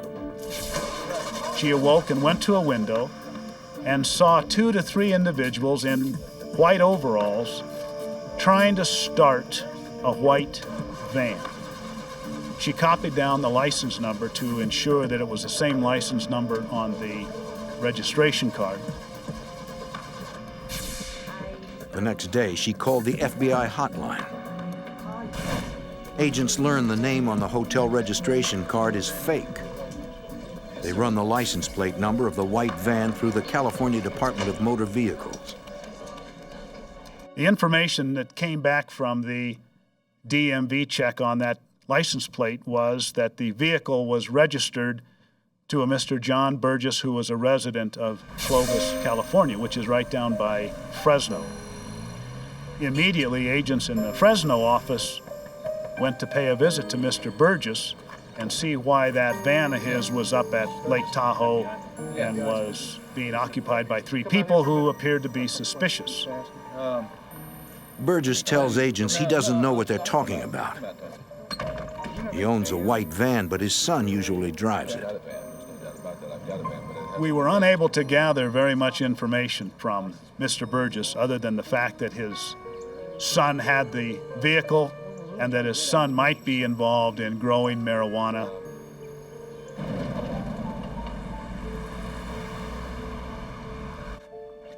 Agents interview Burgess's son in Fresno. They ask him what he was doing in Tahoe at 4 o'clock in the morning and why he used a fake name on his registration. The young man told the investigators that he was up at Lake Tahoe looking for a place to grow marijuana. These agents realized that Lake Tahoe is at an elevation of 6,200 feet plus. It is not conducive whatsoever to growing marijuana because of the climatic conditions. So that was a pretty lame excuse. Agents suspect Burgess's son is lying, but they don't know why. They don't think he's the bomber. At 18, they feel he's too young to construct a bomb this complex. Agents move on, searching for more viable leads. The investigation into this bombing wore on and on and on. We interviewed well over 400 people, suspects in this bombing, throughout the country. The bomb caused $3 million in damage. The people behind this must be stopped before they build another bomb. But agents are running out of leads. They have not heard from the bomber in months. By November, all but 16 agents are called home. The investigation is stalling. The FBI tries a new approach. In the early part of 1981, we decided that we needed to up the ante for the reward. The reward was then increased to $500,000, from $250,000 to $500,000. If a tight-knit group is responsible for the casino bombing, the FBI is betting that $500,000 in cash should be enough money to tear it apart. We got our $500,000, and we got the news media, asked them to put this out. We had a small news conference, and it was prolific. The FBI's gamble pays off. And it wasn't but a very short time, maybe a few days, that our phone call came in. A young man called the Fresno office of the FBI and told them that we had been close, but we weren't on the right guy. He told us that it was not the young son of Mr. Burgess that we should be looking at, that it was in fact John Burgess Sr. himself who was responsible for this. The tip makes sense. Although John Burgess didn't appear to be a likely suspect, agents have never resolved why his son was in the Tahoe area when the bomb was delivered.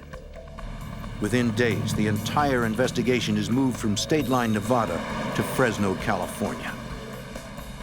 There was already a resident agency there, but we established another office there, and we brought in another 30, 40 agents to Fresno to begin our focus on John Burgess. I personally believe that this was our guy. There was a family situation involved. He had two sons who could have helped him and would not have participated in the reward. They would have kept their mouths shut like we expected. And I moved down to Fresno with great anticipation. I thought, this is it. Yes, the FBI suspects John Burgess Sr. is the casino bomber, but they still need evidence linking him to the crime before they can make an arrest. A major casino lies in ruins, decimated by a massive bomb. The FBI suspects that John Burgess, a Fresno landscaping contractor, is the mastermind behind the devastating bomb. Special Agent Bill Jonke. Our investigation of John Burgess Sr. included everything we can think of. We talked and interviewed his relatives, his friends. We surveilled him day and night. We checked his background. We checked people who had worked for him. Burgess has an interesting past, according to Special Agent Herb Hawkins. He was a Hungarian immigrant who had run afoul of the Soviets during the Hungarian Revolution. He went to a slave labor camp, exiled by the Soviets to that area, and had a great amount of work with explosives. Through interviews, agents learn that Burgess is in financial trouble. In March 1980, the IRS filed suit against him for $34,000 in back taxes. He also owes Harvey's casino $15,000 in unpaid gambling markers. 21. His gaming losses that he told us about and that we had verified through records beforehand only led to make him a stronger suspect, because we always felt that whoever did this had a grudge against Harvey's casino, probably owed him money or had lost money, so it really fit perfectly into our bomber profile. Agents feel John Burgess has the skill and the motive to bomb Harvey's casino. Now they need to prove it. Myself and another agent were assigned to contact Mr. Burgess every single day, 7 days a week. Just pay a visit to him and talk to him, get him to talk. Some days he'd yell and scream at us and wouldn't let us in. Other days he'd let us in and talk to us. Burgess is very egotistical. He likes to talk about his successful landscaping business and his skill in electronics. The profilers were correct. Things started to fall into place in terms of background. Now we needed to find out, there in Fresno, did he build the device there, and where did he buy the stuff to do this? You have a bombing, one of the first things you do is you start looking around for thefts. Where could this stuff have come from? They could make it themselves, they could import it, they could steal it, they could buy it. You go to the ATF and pull all the theft reports. Agents learned that 1,000 pounds of dynamite was stolen from a construction site near Burgess's home prior to the casino bombing. So the puzzle started to come together, and it was time that we got people to start talking to us from inside the family. Agents interview a member of Burgess's extended family who owns a large turkey farm near Fresno. They're particularly interested in the switches on a feeding mechanism Burgess constructed for the farm. It was identical to the construction of the bomb. It was the same type of plastic material that he used, the same kind of soldering that he used. Agents turn up the pressure on Burgess's sons and finally persuade them to talk. Both kids in general told us the same story, that initially their father had asked them to participate in this extortion attempt. Both kids were not anxious to do it. They didn't want to do it, but they had loyalty to their father. And they, at times, provided some labor. Burgess's son admits he did not grow marijuana. He made up the story to protect his father. The FBI learns that 2 employees in Burgess's landscaping business were the men who delivered the bomb to Harvey's casino. Burgess's sons say their father's girlfriend helped write the extortion letter. And they lead authorities to the place where their father hid the remainder of the stolen dynamite. They also provided us with information about an additional explosives theft that occurred at basically the same site. And they told us where this explosive was buried. 600 pounds worth of dynamite was buried in a dry creek bed outside of Fresno. Mr. Burgess had told the boys he planned to build another bomb and put it somewhere else.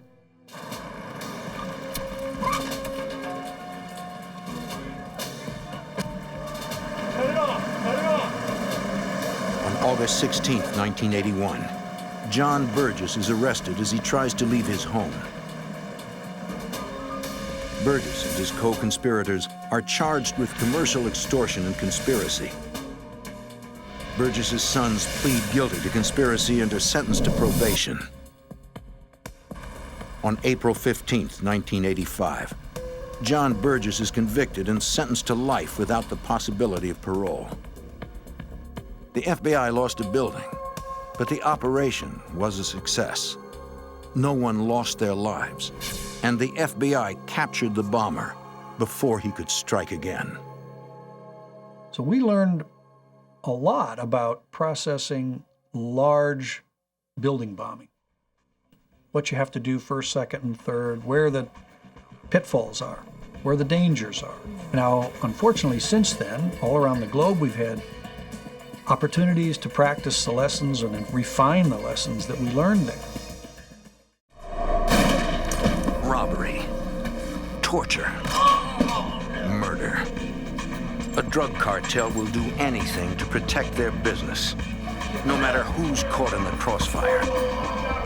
The FBI and NYPD work together to fight back, risking their own lives by going undercover to unlock the secrets of deadly drug gangs, to bring them down from the inside. Hands up!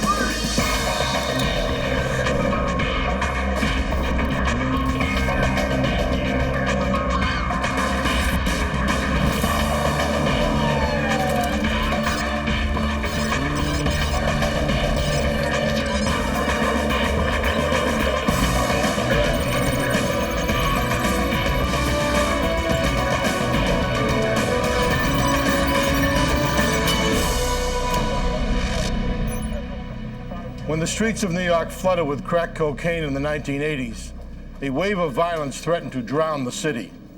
Colombian cartels brought the coke in and ran their operations with an iron fist. I'm Jim Kallstrom, former head of the FBI's New York office. Agents somehow had to infiltrate a complex crime ring, protected by a code of silence. Going head-to-head with killers, any misstep would be fatal.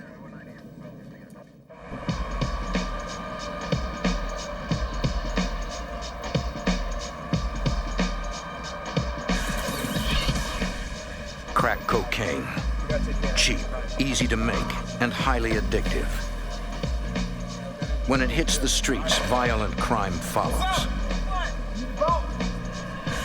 Most of the bloodshed occurs at the street level, among users and dealers. But innocent people suffer too. NYPD detective Richard Eppolito worked narcotics.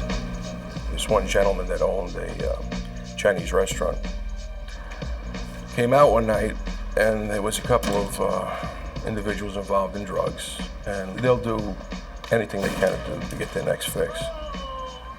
Well, this particular gentleman had gold teeth, and they thought nothing of killing him. They just shot him dead, and while he's down on the ground, they pulled out their switchblades and they started prying his teeth out. In New York, the crack epidemic began in the late 80s. NYPD Lieutenant Mike Garrity. It was an extremely violent time. You had turf wars. You had people who just controlled a certain corner. If you set up to make a sale on that corner, there'd be a drive-by shooting. We were losing our youth. We were losing innocent bystanders to drive-bys. Every one of the index crimes went up. It was out of control back then. But arresting users and dealers individually does little to slow the onslaught. You know, it's never ending. It's just a constant flow. For every one or two guys you take down, there's others to replace them. The only way to stem the flow of narcotics is to find the organizations that import the drugs and dismantle them. To do this, the Department of Justice creates the Organized Crime Drug Enforcement Task Force. Known as C-13, the task force is made up of NYPD detectives and FBI agents.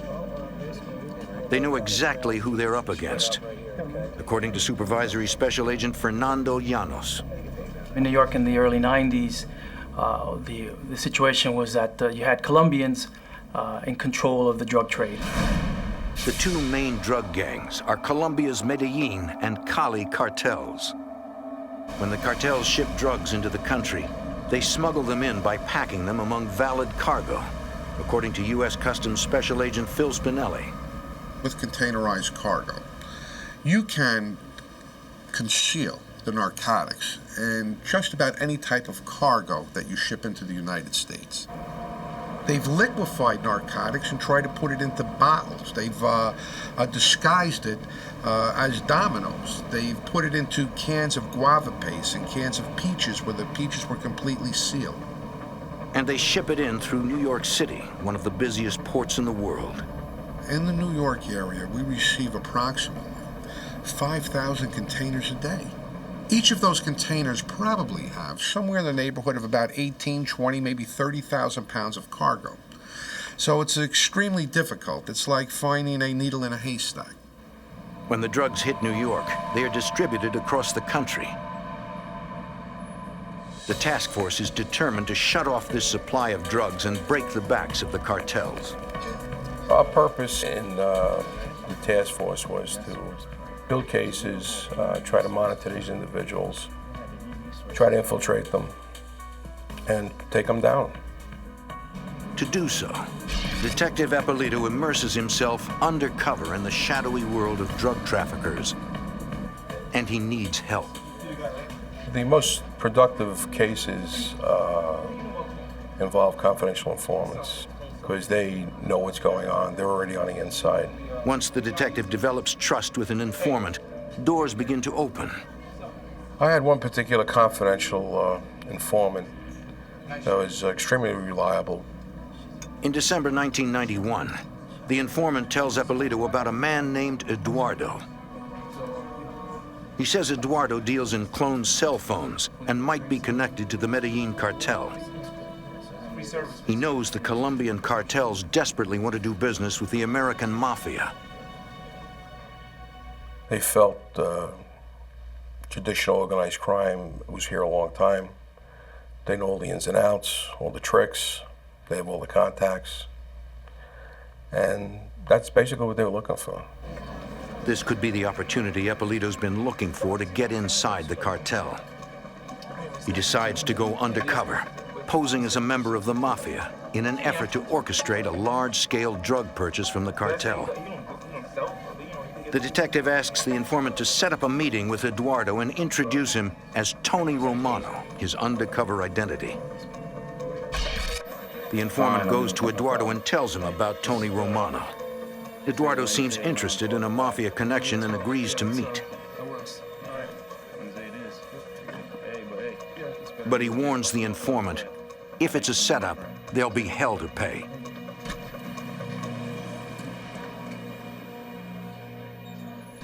Undercover work is among the most dangerous assignments an officer takes up. If he's identified as a cop, he and his informant will likely be killed. Every meeting is scripted so the undercover knows what to say and what to avoid. An undercover operation is a carefully orchestrated deal. We just don't send the undercover out there. He doesn't operate in a vacuum. What we do, we have pre-meets before we go out. We have tack plans. We go over things. We try to cover every scenario that possibly could happen. And when we decide to go out, the safety of the undercover is paramount. We have people that are assigned strictly to watch the undercover, provide security for them. You try to control the meet location. You're going to pick a location that you're somewhat familiar with. C-13 decides to have Eppolito meet Eduardo in a local bar. We set up outside, we surveilled, them arriving and going in, but we also sent agents and detectives, inside. The key is never appearing too anxious. It was best not to jump right into the drugs, because a lot of times when you do that, they raise up on you. And they think you're the cops or the feds, and they back off. So I figured I'd start off small, start off low, and try to do some cellular fraud business with this guy. Eppolito suggests a deal for cloned cell phones, reprogrammed phones that use an unwitting customer's service for free. He says he needs them for his mob activities. And I also told him that I don't want to jump right into the drug aspect because I don't know who you are. So let's do this, and if we both come out of it okay, we can move on. So a little bit of psychology there.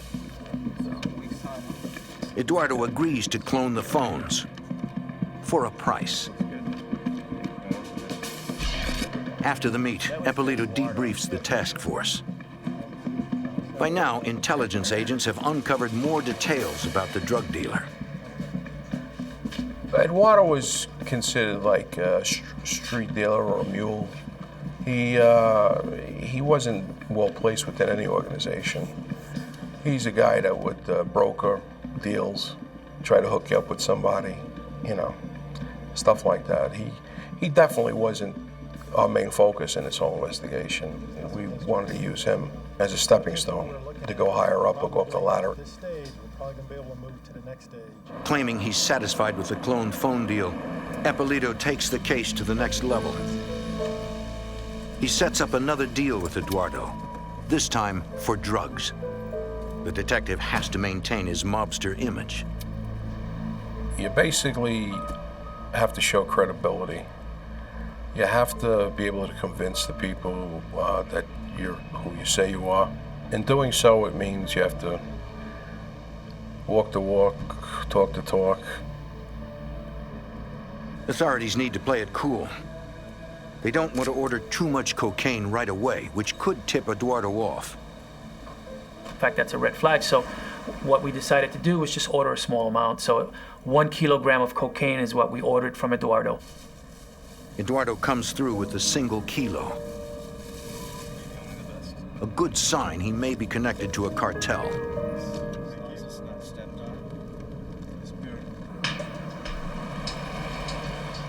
Undercover officers follow Eduardo after the deal. They need to determine if the man's really connected to a cartel.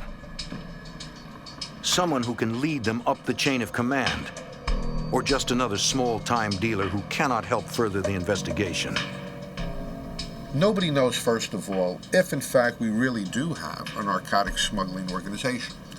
There seems to be hints of it, there seems to be smoke, and what we're trying to do is see if in fact there is a fire there. Investigators spot a man and a woman who might be associated with Eduardo going in and out of a house. Hopefully, authorities can ID the pair later.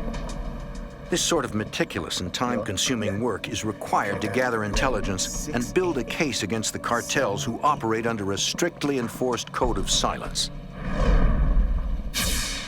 The C-13 task force also checks the purity percentage of the cocaine Eduardo sold them. It was extremely high quality. It was in the high 90s, which was like telling you that you're basically into the source, which is what we needed. Pure cocaine means no middlemen have cut it down yet. It looks like Eduardo is a good lead into the cartels. At that point, we realized that we had somebody that could possibly take us to the types of individuals, of drug traffickers that the task force was geared to target.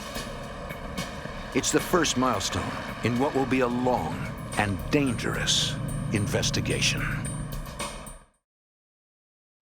In 1991, New York's C-13 task force tries to infiltrate a Colombian drug cartel, beginning with a low-level broker named Eduardo. After one successful cocaine buy, Eduardo asks undercover detective Richard Eppolito to meet the drug dealers Eduardo represents. So he orchestrated a meet with a female individual known as, her street name was Monica. They would never give anybody their real name for fear they would be identified. As with every meet, backup agents cover Eppolito. They recognize Monica as the woman seen at the house Eduardo entered after the first buy. When I was introduced to Monica, it just meant stepping up one extra step in a ladder. Eppolito must constantly maintain the charade. In character as Tony Romano, a member of the Mafia. He explains he has connections in customs and can move shipments through the ports. Agents spot a man watching the meet. They realize he's the other person seen at the house, Special Agent Fernando Llanos. Colombians, as sophisticated as they were, oftentimes would conduct counter-surveillance. This was, a standard operating procedure for them. So we were wary of individuals that could be looking out to, for law enforcement. It's a preliminary meeting. No real decisions are made. But Monica appears interested. She wants to meet again to discuss details with her partner, Willie. When she and Eduardo leave, backup tails them to ID Monica's car. Later, in an effort to ID her, the task force has a uniformed officer conduct a routine traffic stop on the car. The driver is the man who watched the meet in the restaurant. The officer gets IDs on the pair. The man is Gustavo Valencia, and Monica's real name is Rocio Londaño. Investigators run the names and discover both are involved with Colombian cartels, the vicious worldwide leaders of the drug trade. With this information, the C-13 task force opens an official federal conspiracy case and brings in U.S. Customs. From the reports, Customs agent Phil Spinelli confirms Valencia's street name is Willie. Willie had been identified as being at least a distant cousin of Pablo Escobar, who was the head of the major cartel at that time. Escobar runs the Medellin cartel, the most violent gang in the history of Colombian drug trade. He offers bounties on the heads of Colombian police officers, maintaining power by killing whoever crosses him. Since Willie's related to Escobar, the C-13 investigation takes on new urgency.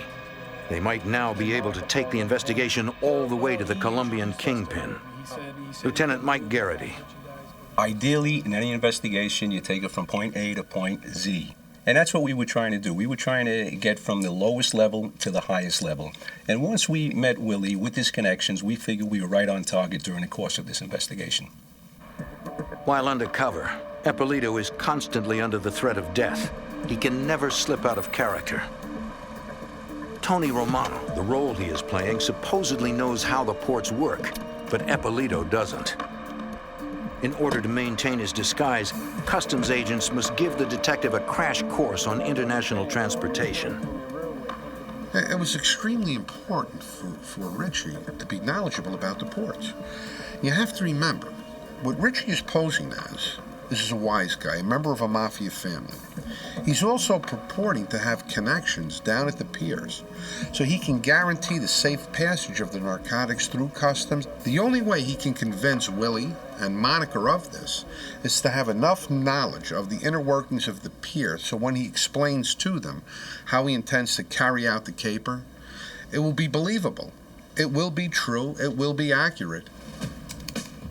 Because the cartels are sophisticated enough to run their own background checks, the task force creates a full identity for the fictitious Tony Romano, complete with a long criminal record.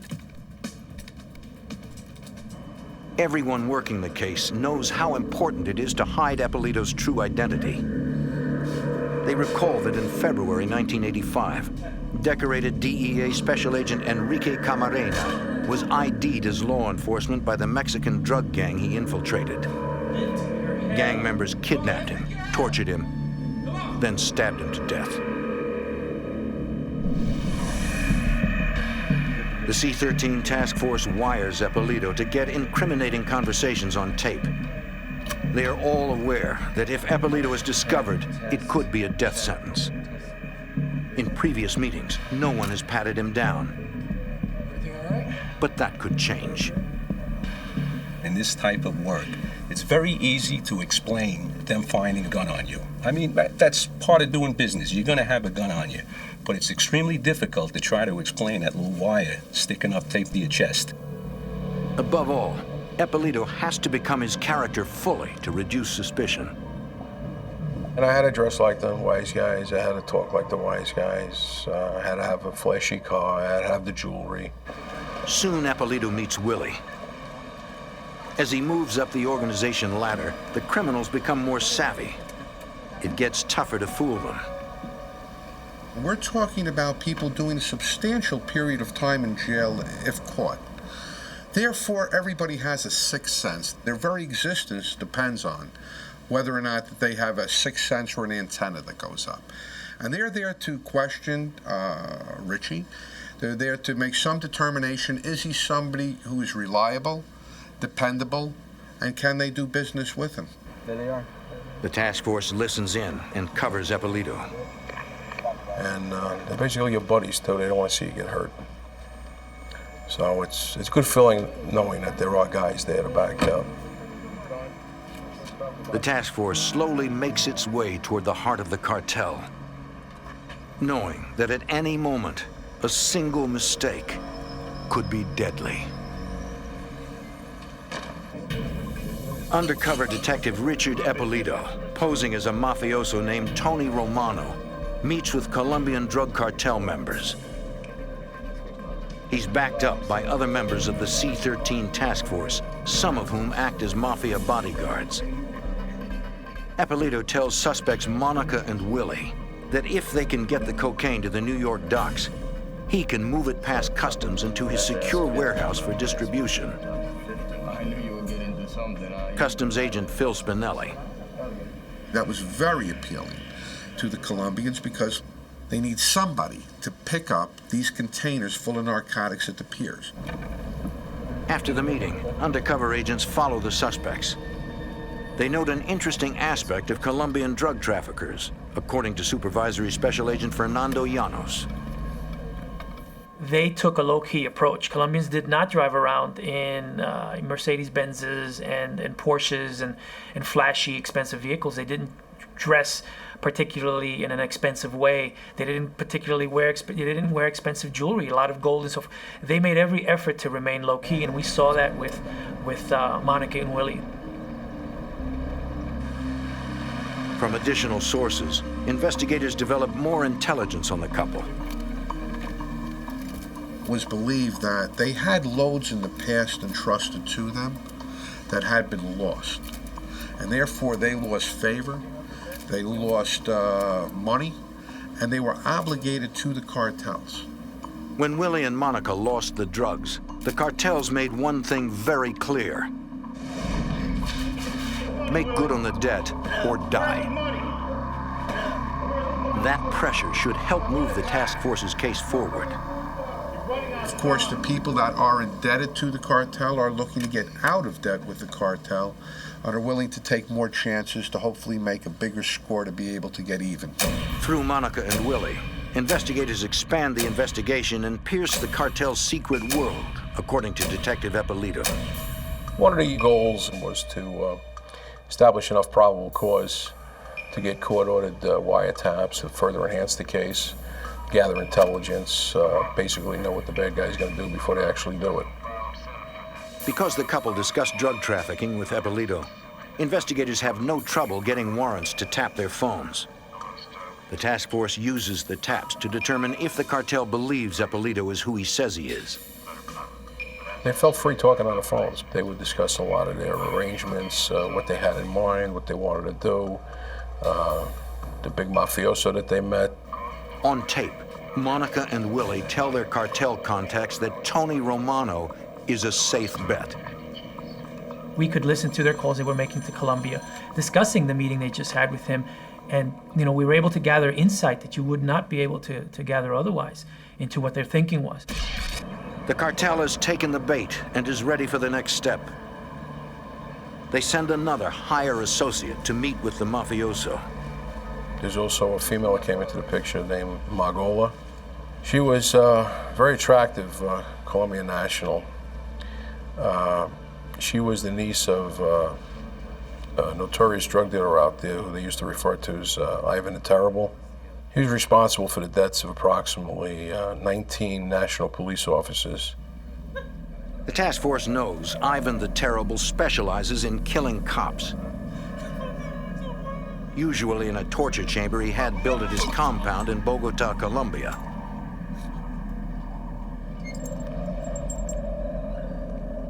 Eppolito must continue playing his role and needs to convince Margola that he's a mafia wise guy or risk being killed. And he's the perfect cop to do it. He grew up with some, quote, mob people. He knew how they acted. He had the looks. He knew the way to act. He knew the way to dress. And you give Richie a little bit of leeway. You give him a script and he could play the role to a T, and he was absolutely excellent in playing his role. Eppolito notices one of Margola's associates has a gun and must decide whether to call for help from backup.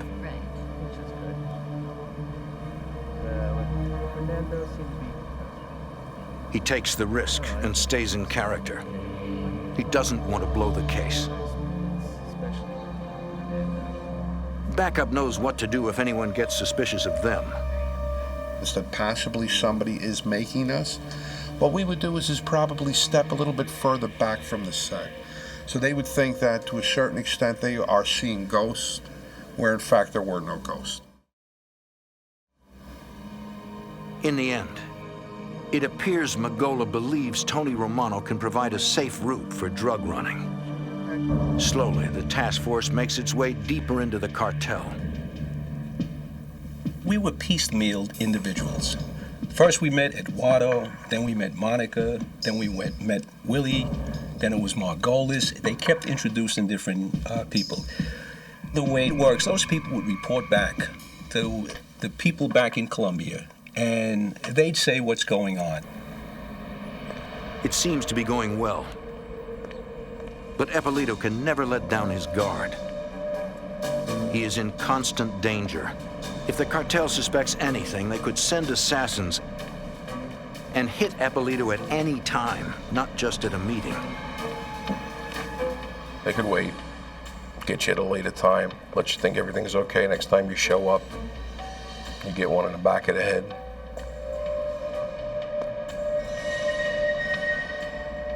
Feel very uppity, very alert.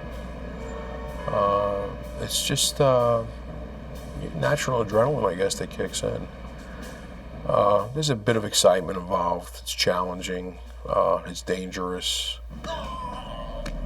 Any mistake could mean another murder of a dedicated law enforcement officer. New York investigators try to infiltrate Pablo Escobar's Medellin drug cartel and dismantle it. As the case builds, the C-13 task force puts more resources into it, including an office for undercover detective Richard Eppolito's Mafia character. We also had an undercover office in Floral Park, Queens. And it was wired for both video and audio to document meets and gather evidence. It's the best place for monitored meetings, according to Lieutenant Mike Garrity. We were able to bring the people there. We were able to record the conversations. We were able to videotape every one of these conversations. When Monica and Willie show up to the office for a meeting, they're watched the entire time. FBI Special Agent Mary Setzer acts as Eppolito's receptionist. We met in the office approximately 2 or 3 times a month. My responsibilities were to answer the door when the subjects arrived, announce them to the undercover, and then usher them into the office. She's there for protection, but she's also part of the act. Richie frequently tried to ease the tension by making fake phone calls to me from the office during his meetings. He would pick up the telephone and say, "Make sure that order arrives tomorrow. Get that fax out." It's all done to convince the cartel members the detective is actually Tony Romano. You have to establish credibility with these people.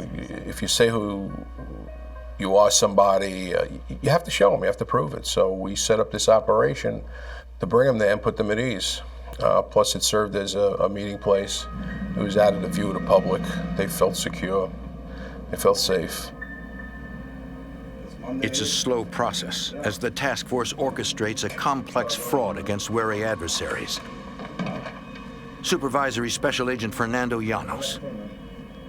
These were savvy people. These were people that were involved in drug trafficking for many years in Colombia and elsewhere outside of Colombia in furtherance of the cartel's major worldwide distribution effort. Throughout the whole investigation, we were always concerned that, there would be a slip-up, that something inappropriate would be said, or perhaps that surveillances would be made that would give the whole thing up. If the cartel ever suspects anything, they would likely kill Eppolito and his informant. On rare days off, Eppolito needs a reason he can't meet Monica and Willie. He tells them he often goes to Atlantic City to tend to the Mafia business there. Eventually, Monica and Willie ask to see the Atlantic City operation. Eppolito's got a problem. He has no real business in Atlantic City.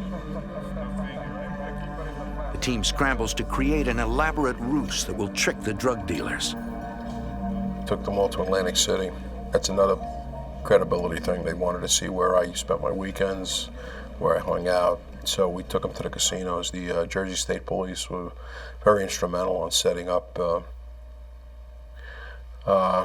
casinos where I could, walk in like I was a big shot. We could comp them. We got them rooms. We dined like kings and queens.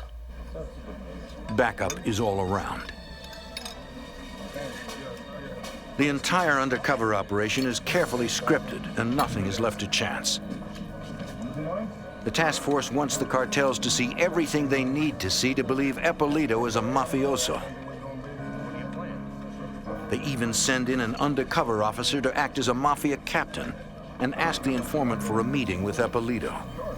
The informant talked to Richie. Richie walked away, but in clear view of the other participants. The other individual, as prearranged, threw his arms around Richie, greeted him, kissed him on both cheeks, and he handed him an envelope with a wad of money.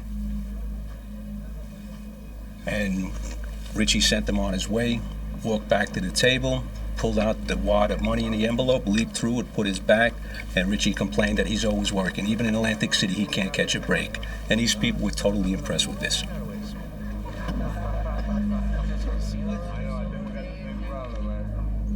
But the cartel needs more convincing. They send an interrogator to meet with Eppolito. His street name is Sammy, and he specializes in finding undercover cops. Sammy was somebody, he was a wild card that was introduced to the investigation. He was, an enforcer, somebody that apparently, was capable of, determining whether somebody was, a law enforcement officer, obviously. The room is fully wired, and agents watch from an office in the hotel. In touch with backup stationed near the room. They must protect Ippolito, but they can't move too soon. You have to make a decision basically in a split second. And if you make the wrong decision in a case like this, let's say to move in, you could blow maybe about a year's worth of investigation. Now, if you move too slow, you could lose an undercover. Sammy starts the interrogation. I didn't pat him at the door to see if he was armed or not, but a lot of these guys are armed and you gotta be careful. And I had to make sure I came up with the right answers because if we had any inclination that I was either a bad guy looking to rip him off or law enforcement, I mean, God knows what might have happened. Ippolito knows backup is there, but it's still a tense situation. There's always a signal that's set up between you and the backups in case something goes wrong, or a code word. And, you let loose with the signal or the code word, they just take the whole thing down. Several times, Sammy hints that he thinks Ippolito's trying to trick them. We were extremely close there. We could have got in there in a couple of seconds, but those couple of seconds could have meant life or death. So it is a gut-wrenching situation. As Sammy continues to press Ippolito, agents fear that one wrong answer could destroy the entire investigation, and Detective Ippolito would be killed. Undercover Detective Richard Ippolito faces off against an interrogator from Pablo Escobar's drug cartel, a man known only as Sammy. He demands details of Ippolito's past crimes to prove he really is a mafioso. People have you killed? Agents watch the meet, ready to send in backup. At some point during the interrogation process, I felt I had to put a stop to it before either I said something that I couldn't back or the informant. And I basically stood up. I told him, I says, listen, I says, do you really expect me to tell you everything I've done? Do you expect me to tell you the people I've killed? The people I've dealt drugs with? I says, for all I know, you could be a cop, you could be an agent. I says, I told you what I'm going to tell you. You don't want to work The detective takes a risk, in character as Tony Romano, demanding more respect. I says, here's my hand. Either you feel comfortable with me, or it's a pleasure meeting you, and I'll take my business elsewhere. The tension rises. And he got a little upset, walked off to the side, talking to them. There was some hollering and screaming in Spanish, of course, which I didn't understand. Sammy and the others might be planning something violent, but Ippolito can't back down now. You can't show that you're intimidated or afraid of them. I mean, that's the worst thing. You got to come on just as strong or even stronger than they do at times. Detective Mike Garrity is seconds away, but seconds might be too late. We were getting ready to move in, but Richie handled it excellent. He was able to get out of it. Watch post number 1, all units stand down, everything's okay. Finally, Sammy decides Ippolito is the real thing. He came back, smiled, shook my hand, and said, we'll be doing business. Once again, the detective has conned the criminals. Customs agent Phil Spinelli. It's all part of being an undercover. It's all part of being able to act calmly under pressure. And Richie, of course, being the pro he is, handled it very well. Before the drug traffickers leave Atlantic City, Sammy decides to test the informant, according to Supervisory Special Agent Fernando Llanos. All of the subjects asked the source to go to one of their rooms to talk to him. And fortunately, we had an adjacent room, and we're able to listen in to the conversation. The informant is a civilian, not law enforcement, and might not hold up to the pressure of the interrogation. Agents watch as Sammy tries to get the informant to double-cross Tony Romano. He pushes hard. Got a little heated at times. The backup teams thought they were going to have to go crashing through the door and rescue the informant and just basically take the case down at that point. It's a big case, but not worth a man's life. You have to take calculated risks, and this was another instance where we needed to do that. Can we respond quickly enough? Can we get into the room if this man whips out a gun, or a knife and puts it to our source's throat? The informant refuses to betray the powerful mafioso. He says, his people will kill me. Quicker than that. He says, I could never do anything to betray him or the family. And when he said that, they respected him. And they saw he wasn't going to betray me, so I guess they felt he had a certain amount of integrity. And he wouldn't be that much of a risk factor for them as well. And they broke open a bottle of champagne in the room, and they celebrated. And another possible crisis averted. It could have been the end of the investigation, or the end of the informant if they had decided to kill him. It seems like endless meetings. But this level of caution is how the cartels grew so powerful. You're dealing with formidable adversaries. I mean, there was a lot of negotiations before we got down to the fine movements of getting the drugs from Colombia over to here. As the investigation deepens, the next step up the ladder is Hernando Sanchez-Eneo, a high-level cartel member. He suggests going beyond a single shipment and opening a new drug pipeline into the U.S., a marriage of the Colombian cartels and the American Mafia. We gave them the opportunity to move a product without law enforcement interceding from the pier to one of our warehouses. So in effect, what we did, we provided one-stop shopping for this organization, and they loved it. The addition of Hernando means the C-13 task force is moving deeper into Escobar's cartel. It was a feather in our cap to get him involved in this particular thing, and more we knew we were getting closer and closer to the source. With a warrant, investigators tap Hernando's phones. To protect Eppolito, they route calls through a secure Atlantic City phone number to his New York home. During one call, Hernando asks Eppolito to come to Colombia with him to inspect a cocaine shipment. It's too dangerous for Eppolito to go. It would be like walking into the lion's den. And the task force would be unable to protect him. But if he backs out, the cartel may grow suspicious and kill him. Undercover detective Richard Eppolito was working to bring down the powerful Medellin drug cartel. Hernando Sanchez-Eneo wants him to accompany him to Colombia to inspect a cocaine shipment. The detective must get out of the trip. It's too dangerous. His team could not protect him on foreign soil. Thinking quickly, he tells Hernando he can't leave his mob business unattended, and hopes he doesn't suspect anything. I mean, one of two things could happen. They could just walk away from you and never have anything to do with you again. Or depending on how far you are into their group or organization, how much you do know, your life could be at risk.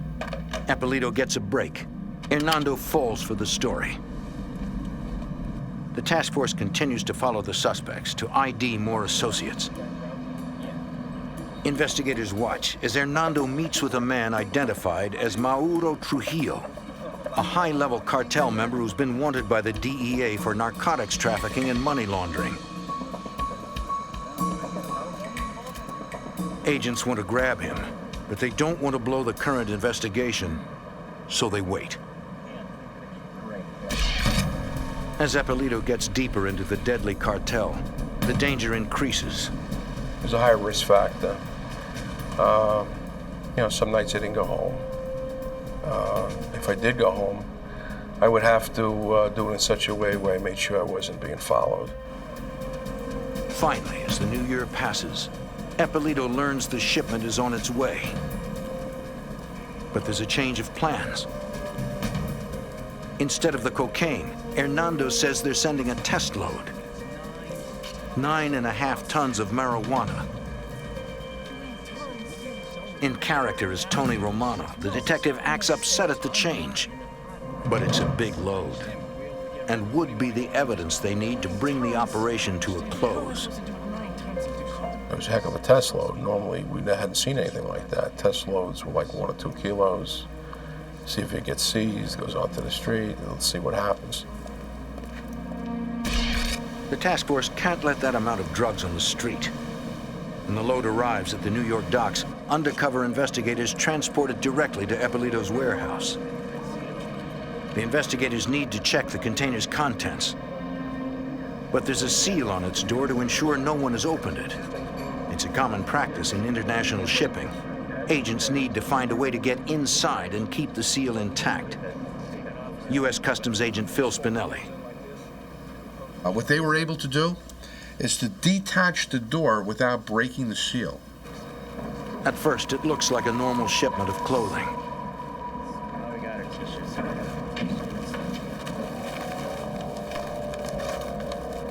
Stashed behind the shirts, marijuana. Literally tons of it.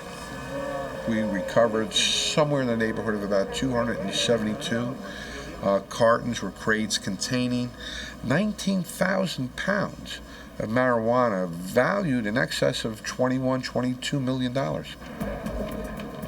They're definitely dealing with a major cartel. It's not easy to put together 9.5 tons of marijuana. These people had the resources to do all this. These were bad guys, major violators. They, they plagued this country with this stuff, and they just needed to be taken down and bring a halt to their operation. For prosecution, the C-13 task force needs the suspects to complete the transaction and accept the shipment. Eppolito invites them to the warehouse. And of course, there was video and surveillance equipment in place. We had one of my workers come with a big bolt cutter and cut the seal on the back of the container. And I handed them the seal. I said, "Here's a souvenir for you." And they could see that the load was sealed. It wasn't tampered with. It got here in one piece. And I happened to have an Italian switchblade on me, by the way. I cut it open, and they examined it, and they were happy. They saw it was the stuff they had sent over, and they also wanted to take some back with them. But Eppolito can't let the drugs hit the street, and uses the cartel's unplanned switch from cocaine to marijuana to his advantage. I said, now you screwed me, and this is basically how it's going to go. You're going to do what I tell you to do. I want those 5,000 kilos here. When I get my drugs, then you get your marijuana. The suspects panic. They are desperate to take control of the drugs. Shockingly desperate. Monica actually offered up her baby to me as a form of collateral and good trust. It's a stunning move no one expects. Fear comes across when you hear stories like that. And the reason being is that if she's willing to give her child up to this unknown criminal figure, what would she have done to myself or any member of the investigative team if in fact she found out we were law enforcement, or if in fact she found out that Richie in reality was an undercover police detective? It sends a couple of chills up your spine. Eppolito stands firm. He will not release the marijuana until the cocaine he ordered comes through. The cartel members finally agree and plan to meet later.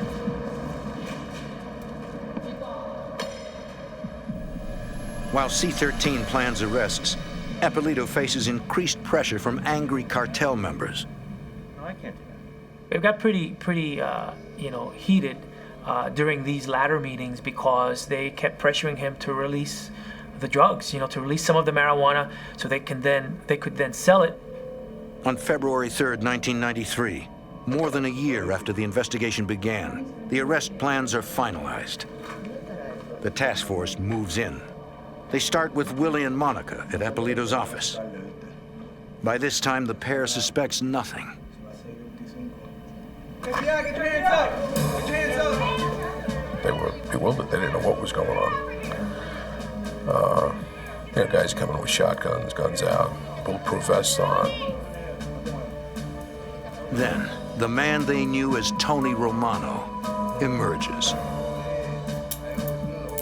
I went out there to speak to them and try to get them to cooperate. And I told them, I said, you know who I am? I'm the police. And I guess they felt betrayed and that I had deceived them, which I did, in the interest of justice. And Willie actually looked at me with tears in his eyes and he says, how could you do this to me? I said, well, Willie, I says, you come into this country, you bring this stuff, you destroy our people, our youth. I said, I'm a police officer, I'm a detective. I says, I'm here to uphold the law. I says, you broke the law. I said, you people are under arrest. And that was it, and I walked out of the room. FBI agents, FBI agents. Within 24 hours, C-13 arrests Hernando and 6 other co-conspirators. Magola is never found, having fled to Colombia. Eduardo, Monica, Willie, Hernando, Trujillo, and others are each charged with multiple counts of conspiracy to distribute narcotics. FBI Special Agent Mary Setzer.